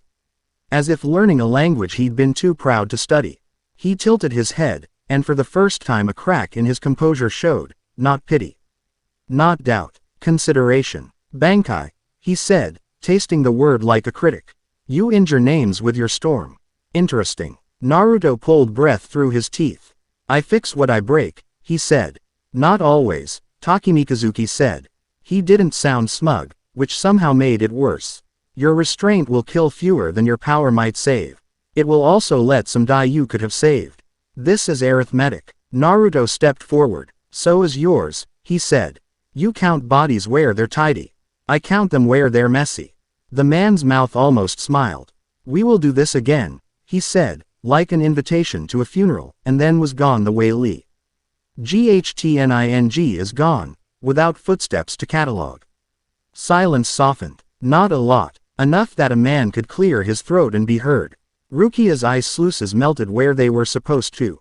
The grandma, with the baby sat on a stoop and let the air back into her lungs. A bird decided to be brave, or stupid, and called once from the mouth of an alley. Naruto put a hand on his own knee for a second and let the weight of it remind him that he was still a body that needed holding up. He met Azane's eyes. She held his gaze for one beat too long and then looked away, not to spare him, but to keep doing. The thing she did better than anyone, keep people.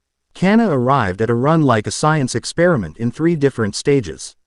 She took one look at Hane, at the coin bent into a rude smile, and at the dust cloud, and swore softly. "If you're going to break reality," she told Naruto, "please leave me a margin note."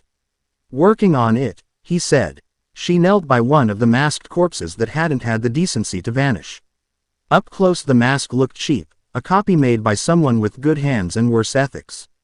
She unstrapped a bracer and rolled the sleeve up. Sigils lined the forearm. Precise, ugly. "They're not just using the nails," she said. "They're inscribing accelerants into people. Names as reagents. Can you trace it?" Hane asked. Voice normal now, only one syllable snagging for a blink when she said trace. Kana's mouth went flat. "I can trace forgery. But this is like following a smell through a market. Too many stalls. Too much frying oil." "Ledger," Naruto said, thinking of Yoruichi's rooftop cache, of the nails. Of the seal. Somewhere there's a supply chain with a clerk who thinks he's laundering paper and not blood. Kana's eyes unfocused in the way they did when she redrew a city in her head with dotted lines and variables. If the nails come through the dongai, if they're staging caches in the flow, she snapped her fingers. Yes, that would explain the timing. Heat drains feel regular because someone is imposing a schedule. "Can you prove it?" Rukia asked. There was ice in her tone, but it wasn't for Kana. It was for the men in rooms. Kana fished a stained slip out of her satchel. Oil paper, humming, the little charm she'd handed Naruto dressed in a new wrapper. "Not with a speech," she said. "With theft." Naruto looked at the street. Bandages, tea being poured. Neighbors who hadn't liked each other yesterday sharing a stool because chairs were scarce. He looked at Hane, at the smudge of chalk on her throat and the bite of a cheap coin in her palm. He looked at Azane washing dust off a cut with a tenderness it didn't deserve and Kana already drawing schematics on her thigh with a charred matchstick. "Then we steal," he said. Hane didn't correct him. Rukia didn't advise caution, which was its own sort of warning. Azane, without looking up, said, "Bring back what helps. Burn what hurts." Kana, already moving, said, "I told you I liked you." They spent the rest of the afternoon doing the unglamorous part. Sweeping glass, filling buckets, counting who needed a bed and who could go home. Naruto walked the length of the block 3 times, pressing a palm to doorframes and saying stay where the wood wanted to sag. He apologized to the wind twice for being angry at it. The wind apologized back by keeping dust out of a baby's nose. By twilight the ward had a pulse again.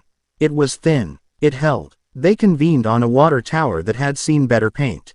Yoruichi was already there, barefoot on metal as if it were beach sand.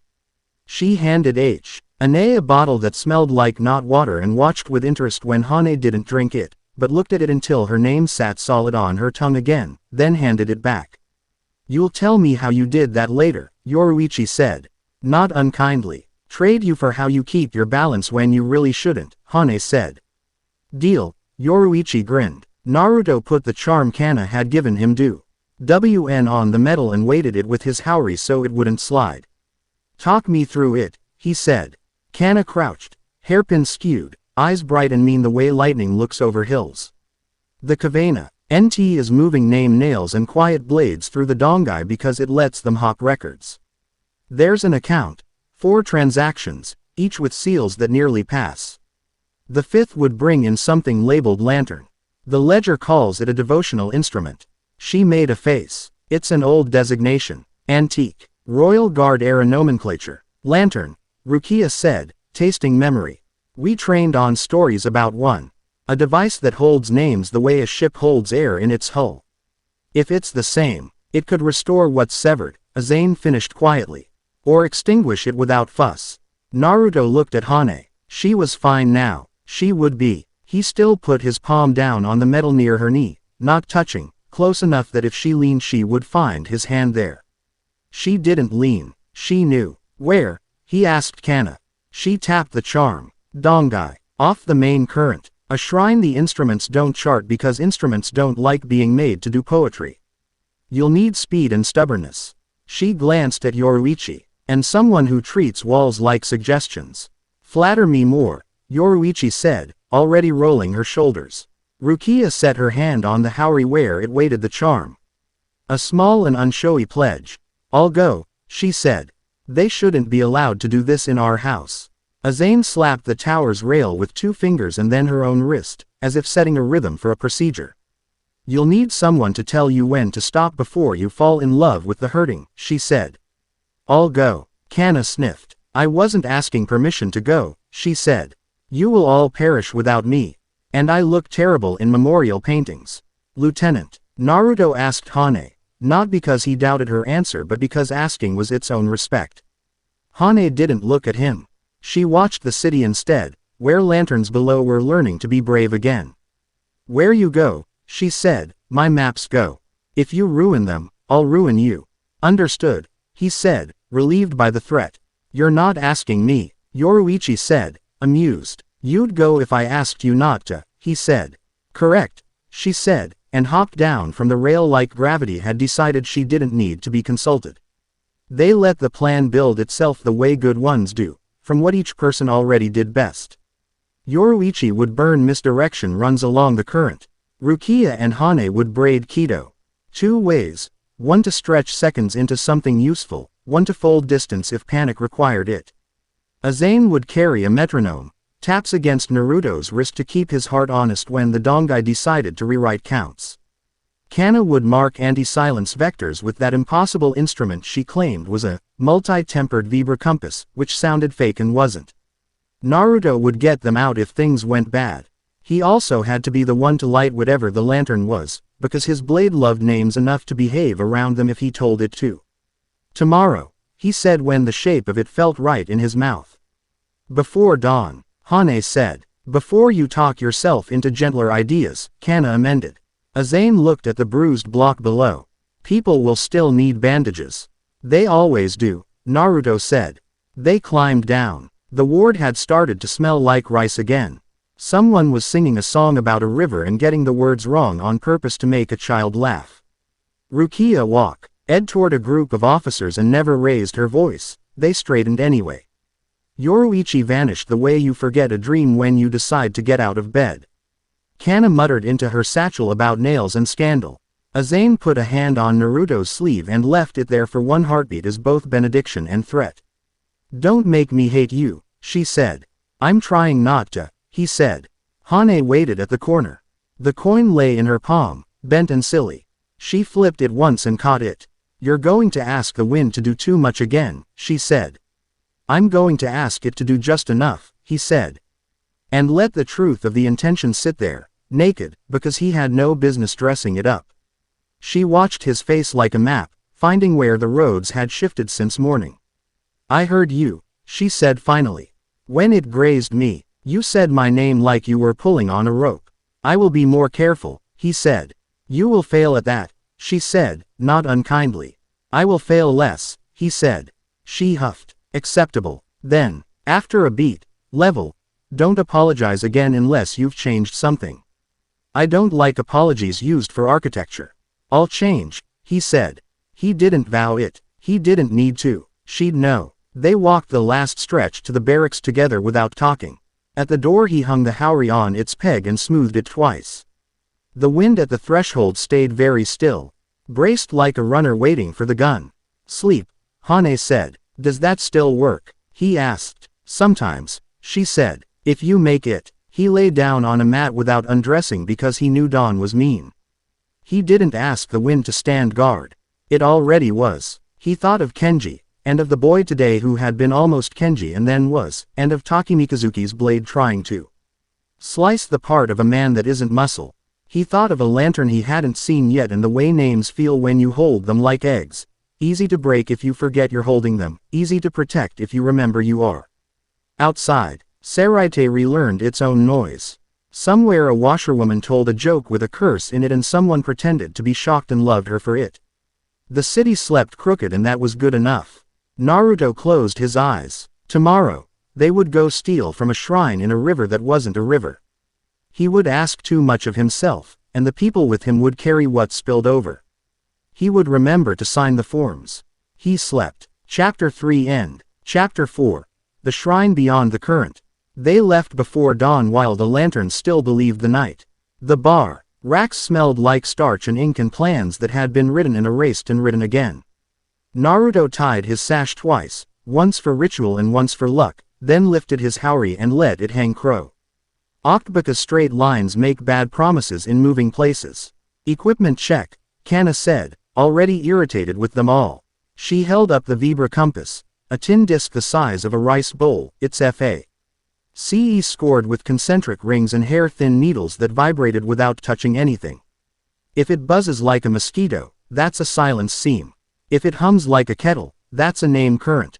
If it stops, run. Encouraging, Yoruichi said, slinging a small pack over one shoulder. She was barefoot because shoes are opinions. Rukia lifted a coil of keto braid she and Hane had tied for hours. The night before, strips of paper sigils laced with silk thread, each mark placed with the neat fury of people who prefer rules when they're useful. 2 effects, she murmured. A stretch, a fold. Hane checked the chalk case on her belt, then looked at Naruto's wrists like she was measuring pulse and stubbornness at once. Azane came last, carrying nothing that looked like a weapon and half the things you use to keep people alive after the news has already hurt them. They stepped into the dongai, which is a lie. You don't step into the dongai. You let the floor take its hands off you and decide that forward is still a direction. At once the world narrowed to a corridor of pressure, a long throat swallowing time. Blue-white current burned past without light or water. The first sound was tea. He steady tap-tap at Naruto's wrist, Azane's metronome, 2 fingers drumming his pulse back to human when the corridor tried to make it metrical and unkind. Left, Kana said, voice tight. The Vibra compass thrummed against her palm. Low seam. Ride it for speed. Don't look at it while you do. Yoruichi ghosted forward and the current missed her. No, she slid along the edge where missing looked like skill. Rukia and Hane planted the braid at elbow height and it took seconds stretching like warm sugar between knots. Naruto's shoulder hit a crosswind that wasn't wind. He leaned into it without fighting. And the corridor accepted the compromise. A sound started far away. A slow, offended roar.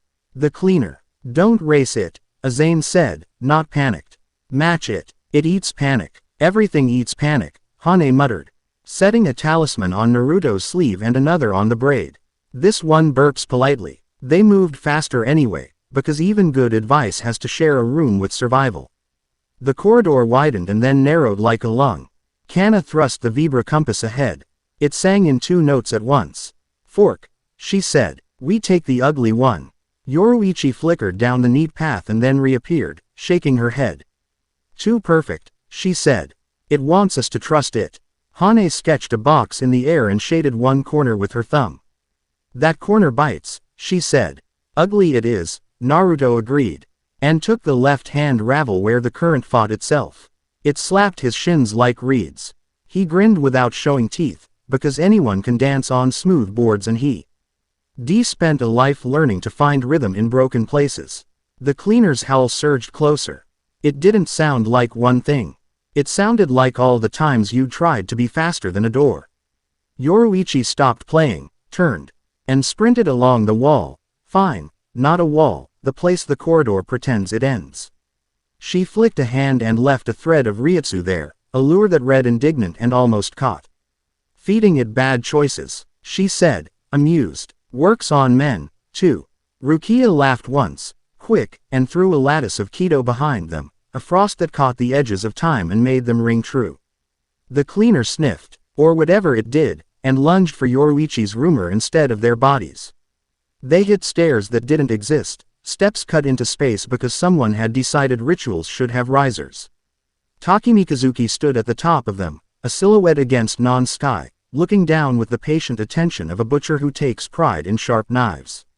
I would have come to your door, he said conversationally. But this corridor is closer to your habits. Less paperwork here, Naruto said. Rukia and Hane didn't wait for permission. They set the braid in a noose around the first two risers and drew it tight. Bending seconds into a loop, Kana hunched over the compass and scratched two quick lines with a stylus. The hum changed pitch, undercutting silence with a rude little buzz. Azane's fingers kept the metronome on Naruto's wrist steady. Yoruichi vanished, reappeared behind Takemikazuki, flicked his mask with a single finger to read the balance of his attention, and vanished again before the blade could make its opinion known. Captain, Takemikazuki said, and moved. The duel started without show. He came in like a rule. Naruto met him like an exception that still respects grammar. Edge on edge, except one edge was wind and one was a law pretending to be steel. Naruto tried to keep the fight low, off the stairs and away from the braid. If time kinked wrong, they'd drown in it. Takemikazuki's slash sought not flesh but the link between Naruto and the air. Naruto stopped it with a twist of wrist that invited the strike to miss by a thumb's width. Iston still left a sensation across his grip like someone had filed conviction out of his fingers. Promise clones? Takemikazuki asked, reading the currents as easily as if they were posted rules. 1, Naruto said, and let the air thicken beside him into a boy with empty eyes and a single thought. Take the hit meant for the one behind me. The clone nodded and waited like the simplest soldier in the world. Wasteful, Takemikazuki said, almost kind. He fainted high. Naruto didn't bite. The man's blade bit low toward the braid. Ah, Naruto said, and stepped into it. The clone moved without needing words and caught the impossible cut with its chest. The blade passed through the intent, not the body. It shredded purpose and left shreds of a man-shaped idea tumbling. The clone looked at Naruto. Nothing in it but did I do it? And vanished. Naruto's jaw clicked once. Not wasteful, he said. Invested. Takemikazuki permitted himself the smallest adjustment in stance, the kind men ma. When they decide to take you seriously. He accelerated. The first 3 cuts came on the same beat, one at Naruto's knee, one at his wrist, one at the air of his throat. Naruto answered each with minimal motion, letting the wind be cloth where metal would have rung. The 4th cut slid in sideways, clever, almost playful, and nicked Naruto's cheek. He felt warmth, tasted iron, and it helped. He didn't want to call Bankai here. He didn't want to be a storm in a corridor of glass. He also didn't want to lose the braid or the people he had brought. Sorry, he told the air, not performative at all, and let it armor him. Bankai. The storm fox unfolded, bigger here than in streets, its tails carving arcs that made the corridor turn its head. Inked wind seals scrolled over Naruto's forearms and shoulders. Their strokes full of grammar he had learned by doing. The gale wanted to tear. He gave it instructions in the only language it obeyed, a vow said like a craftsman's sketch. No names, he told it again, and added. No friends. The fox exhaled. The corridor bowed. Takemikazuki didn't flinch. He cut through the first tail. An impossible motion, except it wasn't a tail, it was a rule about pressure. The cut made a scar in weather. Naruto ignored the wounded pride of it and put the wind under his own feet. He turned the step into a glide, slipped past Takemikazuki's center, and It his left hand blade along the man's ribs without committing to killing. It wasn't leniency, it was aim. Takemikazuki hissed very quietly and returned a line along Naruto's hip, a fair trade they'd both refused to make twice. They locked close. Naruto smelled something like cedar and lightning on the man, the scent of rehearsed cruelty. He twisted, set a heel, and threw Takemikazuki backward onto a riser. The law blade bit into stone and the stair declined to be split. Enough, Yoruichi said from behind the man's shoulder, and tapped a precise point in his back with 3 fingers. He jerked just enough that his next cut went wide. Thank you, Naruto said. Don't get sentimental, Yoruichi said, but she grinned. They didn't have time to finish the argument. The corridor's pressure nged, the cleaner remembering them, and the Vibra compass went from mosquito to angry kettle. Move, Kana barked. If you're going to live now. Takemikazuki slid from the step with the smoothness of an apology never given. He looked at Naruto for a fractional heartbeat, assessment recalculated, and then blurred into the upper dark, toward a different angle of stairs. We will do this again, he said, and disappeared. Can't wait, Naruto muttered. They ran the last stretch, the braid humming between Rukia and Hane like a string. The corridor opened into a space that wasn't space, a courtyard inside silence. It had pillars because shrines like pillars. It had a roof because roofs reassure mortals. The floor had the look of stone walked for centuries by bare feet. The air tasted like tea. A moment before you decide not to speak. At the center sat the void shrine. It didn't sit, not really. It refused to stand. It occupied. Shijima waited. Not a figure, no face. An absence in the shape of a seated god. All edges rounded by nothing. You could look directly and see nothing. You could look away and feel it watching you without eyes. When Naruto inhaled, the place tried to edit the breath into a more civilized silence. He kept it impolite. Don't say anything you aren't willing to lose, Hane warned, voice laid thin and steady. Not even each other's names. Especially not each other's names, Azane added. Fingers on his wrist reminding the world that human hearts have their own drumline. Kana pointed with her chin. Lantern. It stood half behind the knot figure, unlit, a CAGE of rings and panes and thin-etched plates, no flame, no wick. Its surface was covered in characters too delicate to be called script, more like the idea of script remembered by a fever. It hummed a TA frequency that felt like someone calling your childhood nickname from a different room. Rukia's breath snagged. Old, she whispered, reverent without being romantic, older than our rules for how to love our rules. Naruto approached until his shin burned with the sense of a line and stopped. We take it, it sees us, he said. We light it, it sees us more. It already does, Yoruichi said cheerfully. She tilted her head at the knot figure. Heard of you, sorry to disappoint. I don't worship. Shijima did not answer because answering would have been a verb. The first test came quiet and cheap. A ripple, like heat. The keto braid loosened around their waists without moving because the idea of knot had been sanded. Rukia and Hane both caught it at once, fingers sealing marks with the speed of handwriting names in a storm. The braid tightened again, a living thing refusing a leash. Second test. Chalk lines burned off Hane's belt, colorless fire erasing careful contour. Kana made a disapproving noise. Slapped a sigil to the stone with spit and knuckle, and the lines reappeared because she had written them again with wool instead of chalk. Right angry, she said. Shijima's attention, if you could call it that, shifted. It fixed on Naruto the way a lake fixes on a man who throws stones because the stones are rude. It tried, gently, to untie the bow of his haori. No, he said. Then, softer, not today. He stepped to the lantern and felt the air pull his name like taffy. It didn't take, it tasted. He withdrew his hand and licked the back of his teeth and found metal there. Don't touch it bare, Azane said. Her voice had a doctor's weight. Not law, habit. She wrapped a strip of cloth around his hand and another around her own and passed him a loop, so if he fell he'd take her with him in a way neither of them would forgive but both would plan for.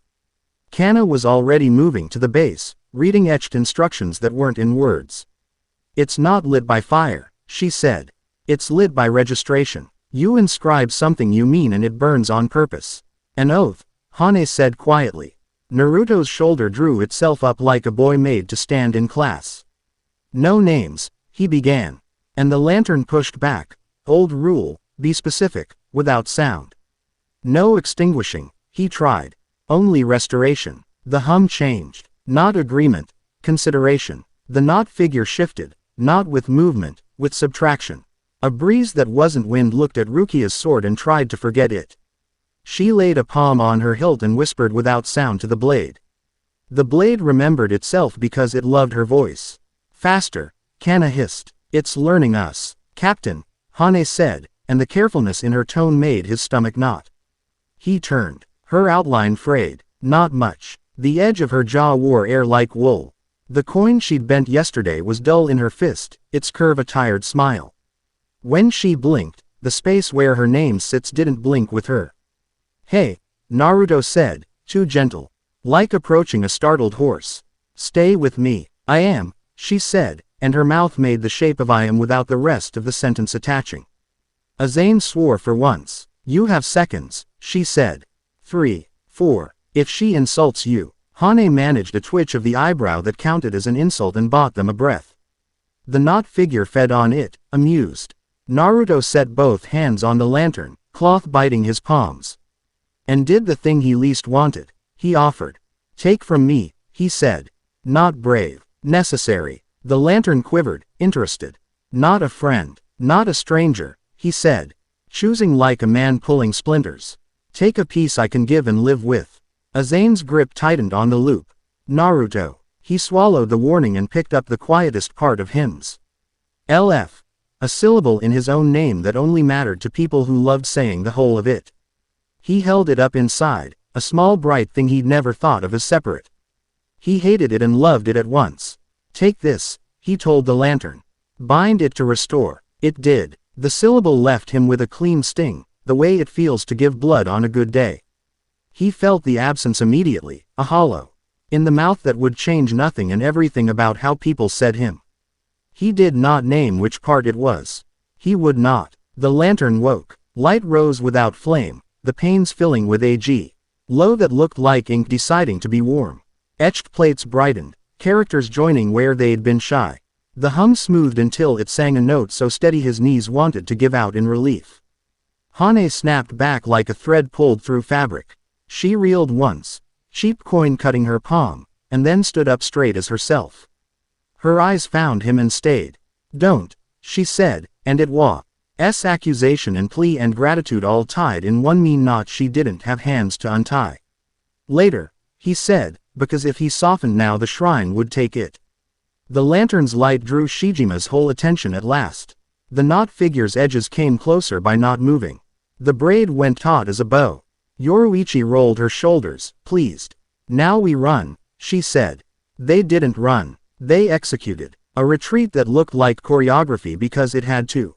Rukia lifted the braid and folded a length of corridor behind them so footsteps slid off to nowhere. Hane pressed sigils that turned empty pace into stairs just long enough to use. Kana shoved the Vibra compass into Azane's satchel and put both hands on the lantern's frame, half in love, half in threat. Shijima unstood. An unhand tried to reach the lantern.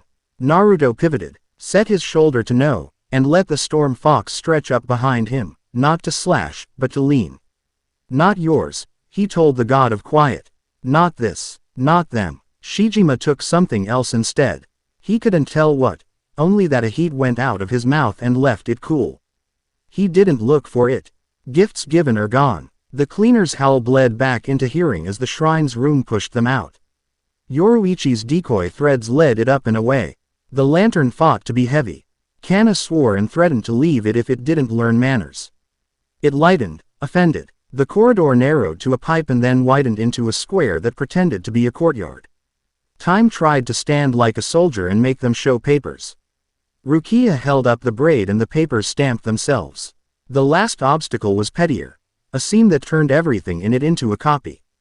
Yoruichi went through and came out 3 Yoruichis deep, all smirking. Don't fall in love, she said, and 2 of her evaporated. Naruto walked through and felt the lantern's glow try to split like soap bubbles. He cupped it with promise, not vow. Stay one, be enough. They spilled out where the Dongai shook their city's hand. The courtyard waited with its honest stone. The first real noise was the whir of Kana's compass, calming from kettle to mosquito to nothing. After that came the sound. D of Azane's breath as she finally let herself be human again. Inventory, Rukia said, calm, and touched each of them with a glance the way a commander touches numbers. Yoruichi wiggled her fingers, all there. Kana patted herself down in the order only she understands. Azane flexed her hands and closed her eyes for one long beat. Hane looked at Naruto and then at the lantern and then at her chalk, which had somehow survived in the curve of her palm. Costs, she asked. Naruto rolled his jaw and tasted the shape of his own name and found a new hollow where a familiar weight had been. He filed it away without ceremony and without self-pity. Some, he said. Enough. Shijima, Rukia asked, low, watching. Yoruichi said, tipping her head back as if listening to a ceiling you can't see. And learning body language. Then we move, Azane said. Before the men who think runes are the world notice we took something from outside their rooms. They did not parade. They ghosted. Hane scree. BB led a map with the economy of someone who wasted nothing she'd need later. Kana carried the lantern with both reverence and disdain. The lantern cooperated with the martyred air of an antique who has waited too long to be useful and intends to be insufferable about it. They made it across 3 courts and 2 alleys before politics found them anyway. A squad of Central 46 attendants, crisp as envelopes, stepped into their path. The man at the front wore a face he must have practiced in a mirror, wounded authority. He looked at the lantern and then at Naruto and chose to scold the person he thought would take it best. Captain, he said, you are not authorized to remove artifacts from. Walk with me, Naruto said, not slowing. If you can keep up. The man did, offended lungs heaving. You cannot. I can, Naruto said. You can escalate. We can waste our afternoon deciding whether the world is on fire while the world is on fire, or you can help us bring water. Where did you find? In a place that exists whether you stamp it or not, Naruto said. Pick, paper or people. The attendants exchanged looks, the kind that happen in doorways when pride and practicality bump shoulders. The leader decided, to his credit, to be useful instead of right. Where do you need to go? He asked. Somewhere with walls that won't lie, Rukia said. And a table that can hold history. They ended up in a training hall because training halls put up with truth. Kana set the lantern at the center and the room's air settled around it like a circle of elders around a fire. Hane laid chalk marks on the floor. Not in sigils this time but in pairs of names. Little Taka plus Amiko, Hajime plus Akari, couples she had watched call to one another in emergencies and come when called. Azane added a Han, DFUL of thread. Bracelets cut from wrists when bandages had to be tied fast, saved because she is the sort of woman who saves threads. Rukia placed her hand on Zangetsu's hilt and nodded once, devoting her sword's patience to the moment. Naruto touched the lantern again and felt it eager and shy at once. He thought of the boys and mothers, of beams held up by palms, of a coin bent into a smile. He didn't make a speech. He didn't vow. He gave the lantern a direction the way you point a lost child toward home. Restore, he said. The lantern inhaled. Light lifted off its etched plates and poured like quiet water along the chalk lines. Names hummed without being said aloud. Somewhere in Ward 10 a woman calling from a window felt an answer come before her mouth made the sound. Somewhere in Road 7 a man who had forgotten how his brother's laugh bent on the last beat remembered and sat down, shaking, to let it pass through him. Not everyone, not everything, enough that the air tasted like something other than loss. Azane's shoulders dropped a fraction. Rukia closed her eyes as if listening to snow. Kana wiped one eye with the heel of her hand and then growled at herself for doing it. Hane looked at Naruto as if he'd asked the world politely to be a little less cruel and it had agreed for the hour. Down the hall, on a mat someone had left unrolled, a young officer in plain clothes poked his head in. Captain Naru, he began, stumbled, colored, and corrected, Captain. Message from the commander. Naruto smiled without showing the bruise it pressed from the inside. Later, he said, we're busy being useful. When the first wave of restoring finished, the lantern dimmed to a bearable glow. It would burn again when asked. He felt it. He also felt the afterimage of Shijima's attention. Like a hand pressed too long to cool glass. The shrine had noticed. He'd invited that. Sleep. Azane ordered the room, although no one would.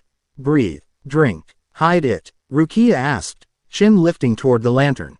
Not yet, Yoruichi said, eyes on the ceiling again. If we hide it, the god will look harder. Leave it where gods still think humility looks good on us. Tomorrow, Hane said, and her voice had the steadiness of chalk after a storm. We find where they're hammering the nails from. We cut the line. Tomorrow, Kana agreed, vicious and bright. And I will ember. Ass a man in a robe so badly he will change professions. Naruto touched the lantern one last time and felt, under the hum, the empty place he had given it on purpose. He let himself mourn it with the same economy he used for everything else. Then he set his palm on the floor and asked the wind to stay. Not to blow, not to guard, just to stay, like a watchman who refuses to blink while the street learns its noise again. The wind agreed. It always had, when he asked it like that. Outside, Seraite lifted its head, as if the city itself had heard its name returned from somewhere deep. Somewhere far, beyond walls and corridors and good intentions, a shrine that isn't a shrine listened back. It didn't plan. Gods don't, but they learn. He looked at his people. Yoruichi's grin. Rukia's still water. Azane's steel under skin. Kana's teeth. Hane's line of a mouth that hid laughter and anger both. He had brought them into a place that erased meanings and taken something from himself to buy a margin. He would do it again. He also intended to do it better. Eat, he said, because sometimes leadership is that small. Then we go write theft into a ledger. Finally, Kana said, vicious with delight. A paper crime. Naruto laughed, not loud. The lantern warmed under his hand as if pleased to be a noun again. He lifted his palm, rolled his shoulders once, and let the room be a room for a while. Tomorrow would try to erase them. Today, they had written themselves in ink. Chapter 4 End. Chapter 5. Say it and make it true. Before dawn, Seraite forgot how to make noise. It happened without ceremony. One breath, a cook stoked a brazier, coughed, and swore at the smoke. The next, the smoke curled in perfect silence and the swear became a shape with no teeth. Bells swung. They looked like bells. Their tongues hit bronze and committed to the motion. Nothing answered. Naruto woke to the wind hiding under the door like a dog that had done something wrong and didn't know what. He swung his feet to the floor and felt the lack like a bruise on the room. Hane pushed the door open with chalk already in her hand. She didn't waste a question. She handed him a stub. He pocketed it. Outside, the silence curtain had fallen like gauze over everything, soft, complete, cruel. You could see the pattern in it where it sagged across rooflines and caught on corners. Men pointed and then remember. Pointing is a language that requires someone else to be fluent. Naruto took the nearest wall and wrote in big block letters with a hand that didn't shake. Hold the west gate, count to 50, then run. Don't let anyone be alone. He underlined the last twice. Kana skidded up, hair askew, eyes wired, and slapped the name lantern into his hands like a child pushing a stranger their most precious toy. It throbbed under his palm, warm with that dignified indignation antiques have when forced back into service. Map, Kana mouthed, stabbing at the lantern and then at her own chest so hard her knuckle left a bruise.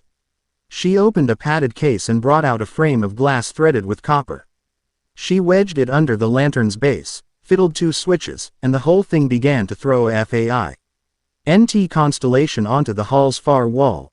Embers spattered across an outline of the city. Names, not words, people, each ember stubborn as a hearth. Some flickered, some were already dark. Rukia was a thin slice of discipline at his left shoulder, hair in a knot that had not dared come loose. She didn't try to speak. She tapped the west edge of the map and then the east, 2 question marks placed with her thumbnail. Yoruichi appeared and vanished from 3 different places to make sure their eyes were following the same picture. Azane's hand found Naruto's wrist and asked his pulse to remember what steady feels like. He led it. They moved without sound but not without orders. Orders took shape in chalk, in the way a hand could describe a circle, a square, a path. Hane's sigils hit stone at ankle height so fleeing feet would feel guidance in their bones. Kana ran through the barracks with the lantern held like a scandal, angling it up and down so embers blazed brighter where squads were clumped and dimmer where gaps opened. She turned it into a net that draped their city from inside out. Naruto didn't try to be everywhere. He chose corners and made them behave. A courtyard was starting to veer toward Panic's geometry. Witches' circles that collapse. He wrote line here on flagstones and put a promise clone 6 paces down the alley. Do not let anyone pass without a hand on the shoulder and a nod. The clone nodded at the first man like a gate with feelings, and the man nodded back because he needed a ritual more than a speech. The flow corrected. People moved instead of jamming. On the 6th Street, a silence lake had formed, an actual visible puddle where the air had thickened into nothing. It opened like a mouth into the curtain. Rukia stepped to the edge, eyes narrowed, and slid her blade into the surface with reverence and cruelty in the correct ratio. Ice spidered out, not to conquer, but to brace. The lake stopped eating the cobbles. Yoruichi dropped from a roof, hair a streak, smacked a half-concealed seal hidden under a lantern with the heel of her hand, and it snapped like a twig. 3 more in 30 breaths. Each one released a little of the curtain's weight, as if someone loosening a too-tight bandage. She didn't grin. She had a grin in her pocket if needed. Azane made a new clinic out of a school porch and ran it with the authority of a woman who will not be denied. She showed men twice her size where to stand with 2 fingers. She stitched Ryutsu like muscle, tapped pulses to keep them honest, scolded a lieutenant with a look when he tried to die politely. When her eyes met Naruto's over a boy's head, she jabbed 2 fingers at the lantern. More, she mouthed. He took it into the street where chalk arrows had grown like weeds. The curtain tried to ignore the lantern. The lantern refused to be ignored. He tilted it so the map poured along eaves and windows, the embers dotting where people still had enough of themselves to be found. He bent the light at one corner with a finger and it rolled into a tight curl, an alley where the dots were blinking out like someone pinching candles. He ran. Hane held his pace without drama, chalk and paw. Her dancing from her sleeves in a rhythm that left rails of intention for people to follow if they could still remember following. At the alley, a child sat on a step and looked at his own hands like they were tools he had not been trained to use. A woman stood and didn't know if she had a name she liked. Naruto set the lantern down on the step and put his palm on the boy's hair. He didn't make a vow and feed the blade more than he could afford. He made a promise that was small and useful. Stay put. He wrote on the stone with chalk, then wiped it and wrote move when she tugs and pointed to the woman. He gave the boy the lantern's handle to hold while he wrote. The boy's fingers curled around it like he'd known it forever. The lantern brightened in embarrassed satisfaction. Names in the S. Surrounding apartments flickered and then steadied as if someone had tightened screws in the walls. They wove through a city turning its own breath back on. Not everywhere. Not enough. Enough to make trying reasonable. At the outer ring, the curtain stiffened, and it became very, very clear. This was not merely a god's whim. The absence had anchors. A seal the size of a tavern lay stamped into the dirt where a plaza had been in love with summer festivals. Its characters were ugly in a bureaucratic way. Naruto bent and felt them through his fingers. They weren't Shinigami work. They weren't hollow. They were right angles and malice. The Covenant, Hane wrote in small neat script beside the seal. Kana slammed the lantern's base down next to the characters and it sang in the tone it used for lies. She flung open her satchel and dragged out an ugly little hammer and a set of chisels that had no right to hum. Yoruichi arrived like a smile at a funeral and tapped a corner with 2 fingers. The seal shuddered.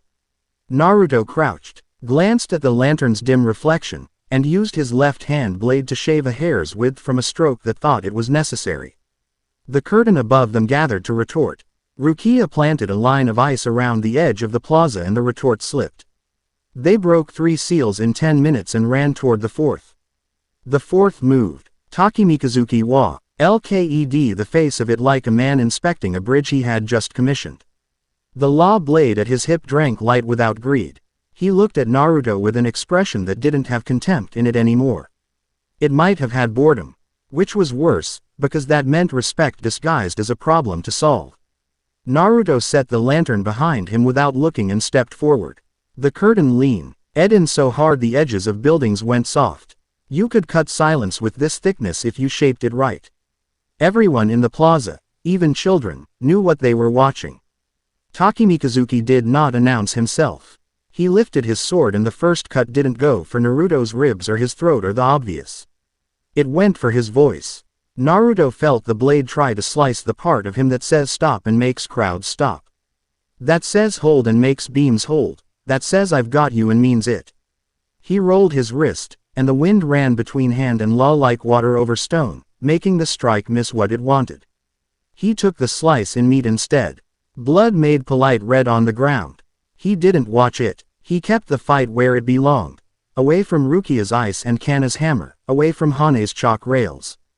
Away from the people who had started to write instructions on their own door lintels because he had written first and the urge is contagious. He kept the fight small inside of something huge. Takemikazuki's eyes flicked to the lantern, to Hane's hand, to Kana's mouth. Naruto cut a line into the ground that meant do not step past this if you value your knees. Takemikazuki stepped past it because he did not. The next stroke caught Naruto's left sleeve and carved out a cloth wedge like a cookie. Naruto turned that wedge into wind and smacked the man in the ear with it. It sounded like nothing. The sensation promised a headache. They circled the seal. The law blade's edge kept looking for grammar in Naruto. Naruto kept offering it accent instead of syntax, sliding cuts, checks that felt like stumbles. Jokes he didn't have to say out loud. The curtain breathed. The lantern burned. The city watched. You're very good at not letting me do the thing I'm designed to do, Takemikazuki said. Almost a compliment. You're very good at trying to erase what I am, Naruto said, entirely a description. They hit the corner of a stall. Naruto shoved the stall clear with a hip so gentle it bordered on tender. The law blade kissed the stall's post and failed to unname wood because the post had been in this market for 40 years and didn't care about men's opinions. Takemikazuki's eyes took that in too. Across the plaza, Hane's chalk broke. She switched to a brush she'd tucked in her sleeve, ink-thick and impatient. Kana bent over the chisel and hammered in AR. Rhythm that would have looked like madness if you didn't understand mathematics. Rukia had started to sweat between shoulder blades. Yoruichi had a seal in her teeth and another under her heel and was humming just to irritate the curtain. The fourth seal broke when Kana found the petty stroke, the flourish someone had added for pride. She chipped it, almost dainty. The curtain shivered, angry in a way that had nothing of God in it and everything of men. Takemikazuki stopped mid-cut and turned his head, the kind of turn predators make when they sense the direction of a bigger predator. Far, far above the roofs. The silence curtain tightened, compressed, and descended.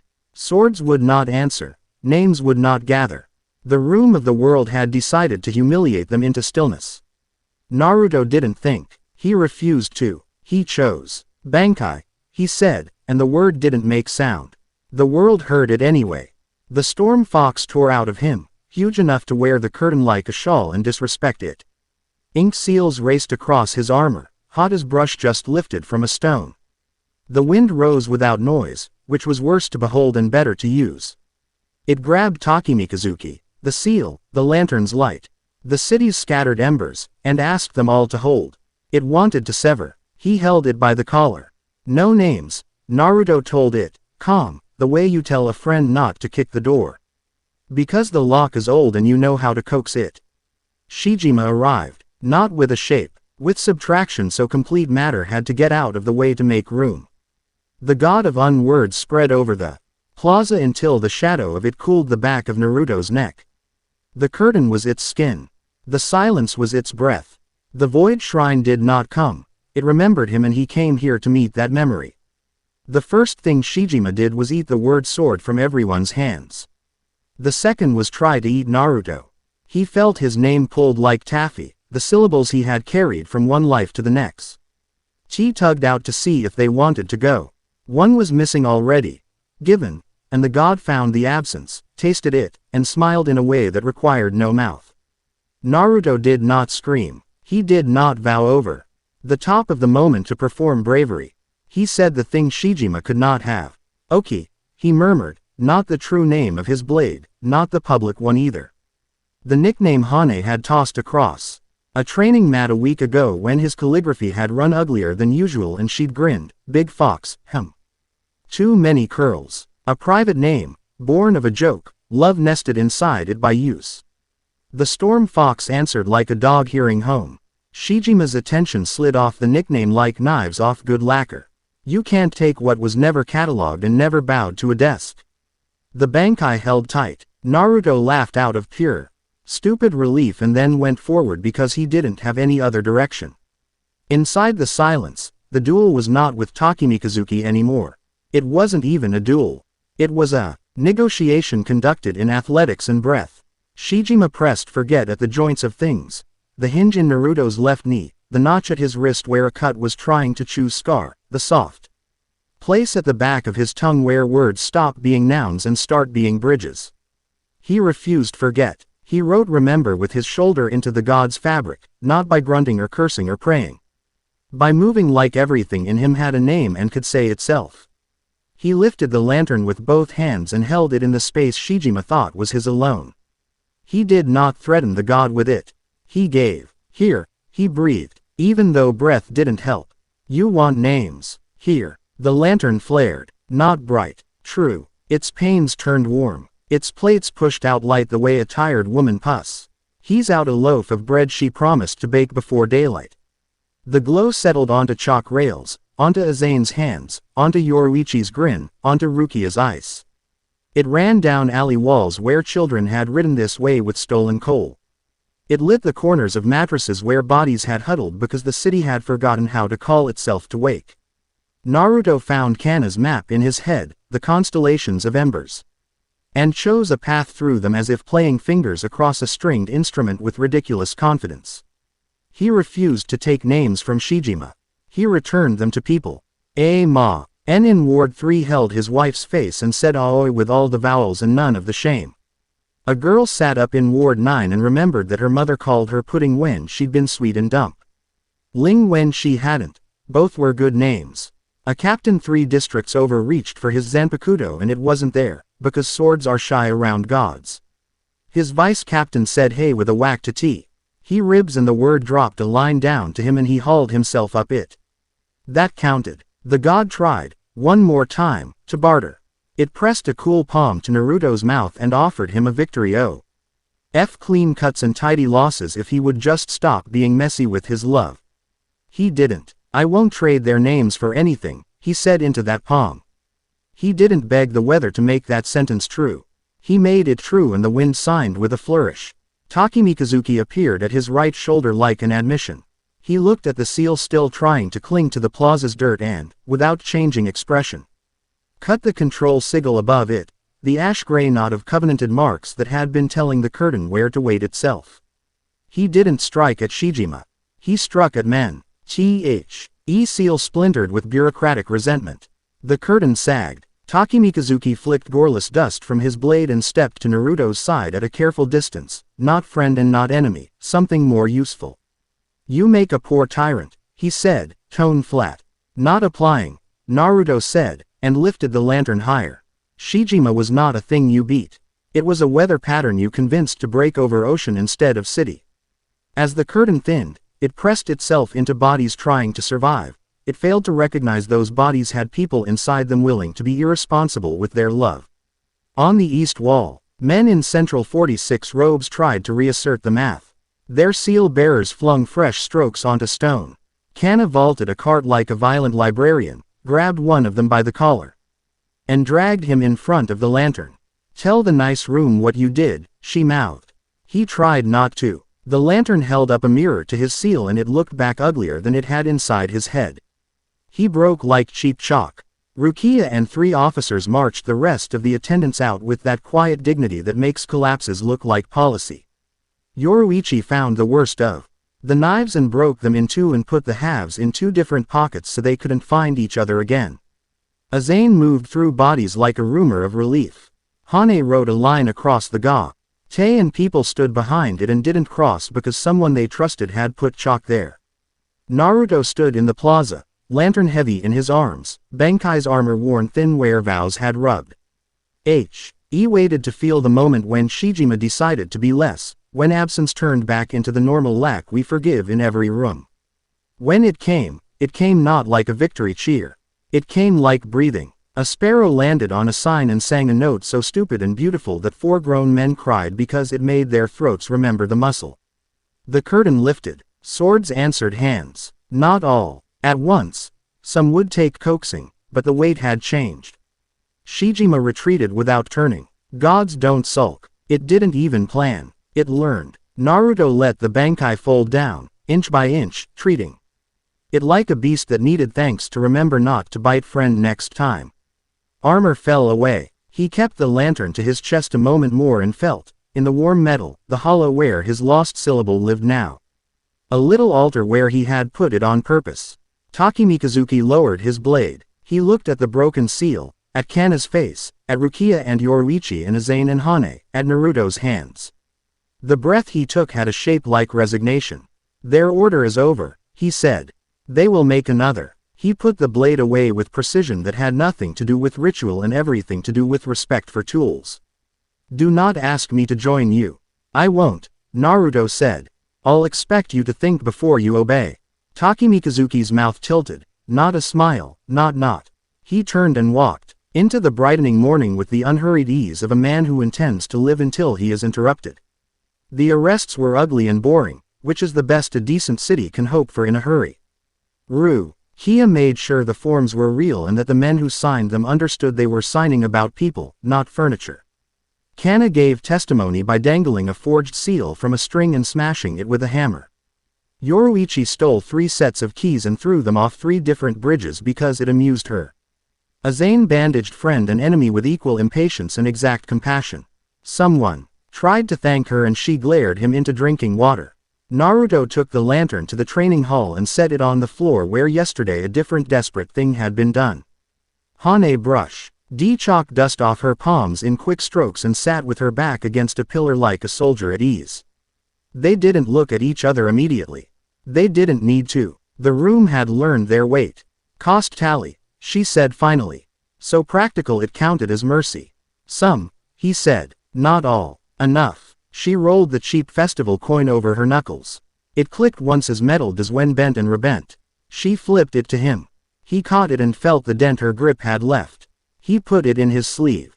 He'd return it when he could lie about being less sentimental. What did you give it? She asked, looking at the lantern. A piece I can live without badly, he said. He didn't specify. He didn't need to. Her eyes flicked to the side at the exact moment anyone else might say Naruto. She stumbled over nothing and gave him a long, flat stare that wasn't unkind. Stupid, she said. Correct, he said. She stood and bumped her shoulder into his as if to test the integrity of something invisible. You talked to it with my nickname for your sword, she said, deadpan. He blinked once. You saw. I'm not blind, she said. I also have excellent taste. It worked, he said. Obviously, she said. My nicknames always do. He laughed short, then shook out the haori and hung it on the peg as if putting away a well-used tool. He left it crooked. He liked it that way. Hane watched the gesture and didn't correct it, which was her being generous. Outside, the city started to sound like itself again. Not loud. Loud would come later when the story had to be told a dozen times over soup. For now it was footsteps and the soft noise of cloth and the first shy laugh peeking around a corner to see if it would be allowed. Naruto walked a wall at sunset with a woman who drew maps and an antique humming in his pocket. The light made their shadows long and their jobs look simple. He glanced sideways, then ahead, then said a thing that didn't need dramatic weight to be weight. Walk with me when the wind's stupid and loud, he said, like a joke tossed between shifts. Hane bumped him again, hip to hip, not romantic because that makes people self-conscious, intimate because that makes people human. That's most days, she said. Try not to ask the wind to be quiet too long. It gets offended. I've noticed, he said. She stopped and flicked him a look that unspooled a laugh he hadn't had time for. Also, she said, sign the forms next time. Yes, Lieutenant. I'm keeping you alive to irritate you, she said. Mutual, he said. On a different wall, Rukia oversaw lines of officers writing what had happened while it was still close enough to mention without myth. She didn't claim power. She claimed record, which is a kinder thing. Yoruichi sat on a gate and ate a plum with all the smugness of a truth that could have been a lie if anyone else told it. Azane threw 2 men out of her clinic for flirting in chairs needed for the wounded, then let them sit on the floor and flirt there where it cost less. Kana, exhausted beyond reason, fell asleep at her bench and, 20 minutes later, woke with a piece of equipment sketched under her cheek in drool and brilliance, swore at herself, and immediately built it. Naruto went back to the training hall when the sky had darkened to comfortable. He set the lantern on his palm and turned it until the hum lined up with his pulse. It would be both tool and burden for a while. He'd keep it small. He'd keep his division small too. He had no business running an empire. He had exactly the right business to make sure markets could remember their noise. Shunsui came like a chair creaking, like the pleasant sound of a drink poured. He leaned in the doorway and watched Naruto look at the lantern without feeling the need to speak first. "I'm not making a new rule," Naruto said before the man could. "I'm keeping one old." "Which one is that?" Shunsui asked, amused and tired. "Don't let them vanish," Naruto said. He paused. "If I act like a rule, hit me with your hat." Shunsui considered his hat. "That would be sacrilege," he said. "But I'll think of something." He went serious in the efficient way he keeps for when the room needs it. "There will be hearings. Rukia will shine," Naruto said. "And you?" "I'll be busy," he said. "Walls, mostly. Repairs. The kind you do with people." Shunsui nodded, almost a bow. "You make a poor tyrant," he said, echoing another man from earlier, and his mouth softened. "We've been short on those." When the captain commander had gone, quiet dropped in a friendly way. Naruto set the lantern down and let his hands hang at his sides. He stretched shoulders and winced at the places Takemikazuki's blade had insisted it had to be counted. He would be sore. He would be fine. The city would be sore. It would be fine. He lay back on the floorboards and stared at the beams until his eyes fuzzed. He did not pray. He might have said thanks to a handful of mundane objects, to the coin in his sleeve, to the chalk stump in his pocket, to the wind under the door. The wind did as asked and stayed. It likes being told what to do when it's given a good reason. Later, Hane would sit on the same floor with her back to a pillar. Long legs slanted out, and tow the lantern lazily until it hummed exactly in time with the metronome in Azane's kit. Later, Yoruichi would swing through the window, steal the cheapest teacup in reach, and make them drink something that was definitely not tea. Later, Rukia would drop a copy of a form in his lap and say, "Sign this," and he would write his name.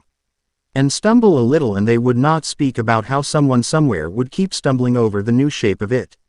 Not tonight. Tonight, sleep counted as work. He closed his eyes and saw chalk on stone. He saw a boy in a laundromat clutching a name in his mouth like candy. He saw the god's hand fail to close around a nickname said with a smile. "You can keep trying," he told the ceiling, "WH." It was fair proxy for shrines and corridors and anything else listening. "I'll keep returning things." By morning, the markets would sound like themselves again. The ninth seat would tell an embellished story in 3 taverns. Central 46 would argue itself hoarse and forget horse as a sound. Division 14 would have fewer chairs than people. They would sit on the floor and carve instructions into bread crusts between bites, because that's when you remember what matters. Beyond the walls and the clean papers and the places men pretend are all that matter, the Dongai carried its currents like a spine. In one eddy where old time and new time forgot whether to shake hands, a silence kernel the size of a cherry pit bobbed. It had learned something today. It didn't plan. It remembered. It remembered exactly one syllable of a captain's name. It would try to return it someday, perhaps by accident, perhaps because some gods and some winds cannot resist a punchline. Naruto slept with chalk under his hand and his haori crooked on its peg, and the wind convinced that staying is a kind of motion. He had not traded anyone's name for victory. He had made the city say itself out loud and mean it. Tomorrow, there would be walls to mend and ledgers to tear and people to nudge toward doors. He would write "Don't let anyone be alone" on more stones than a formalist would permit. He would be exhausting. He would be loved for it, and occasionally asked to shut up. He smiled as sleep took him, a small expression the dark knew how to keep. Chapter 5 End.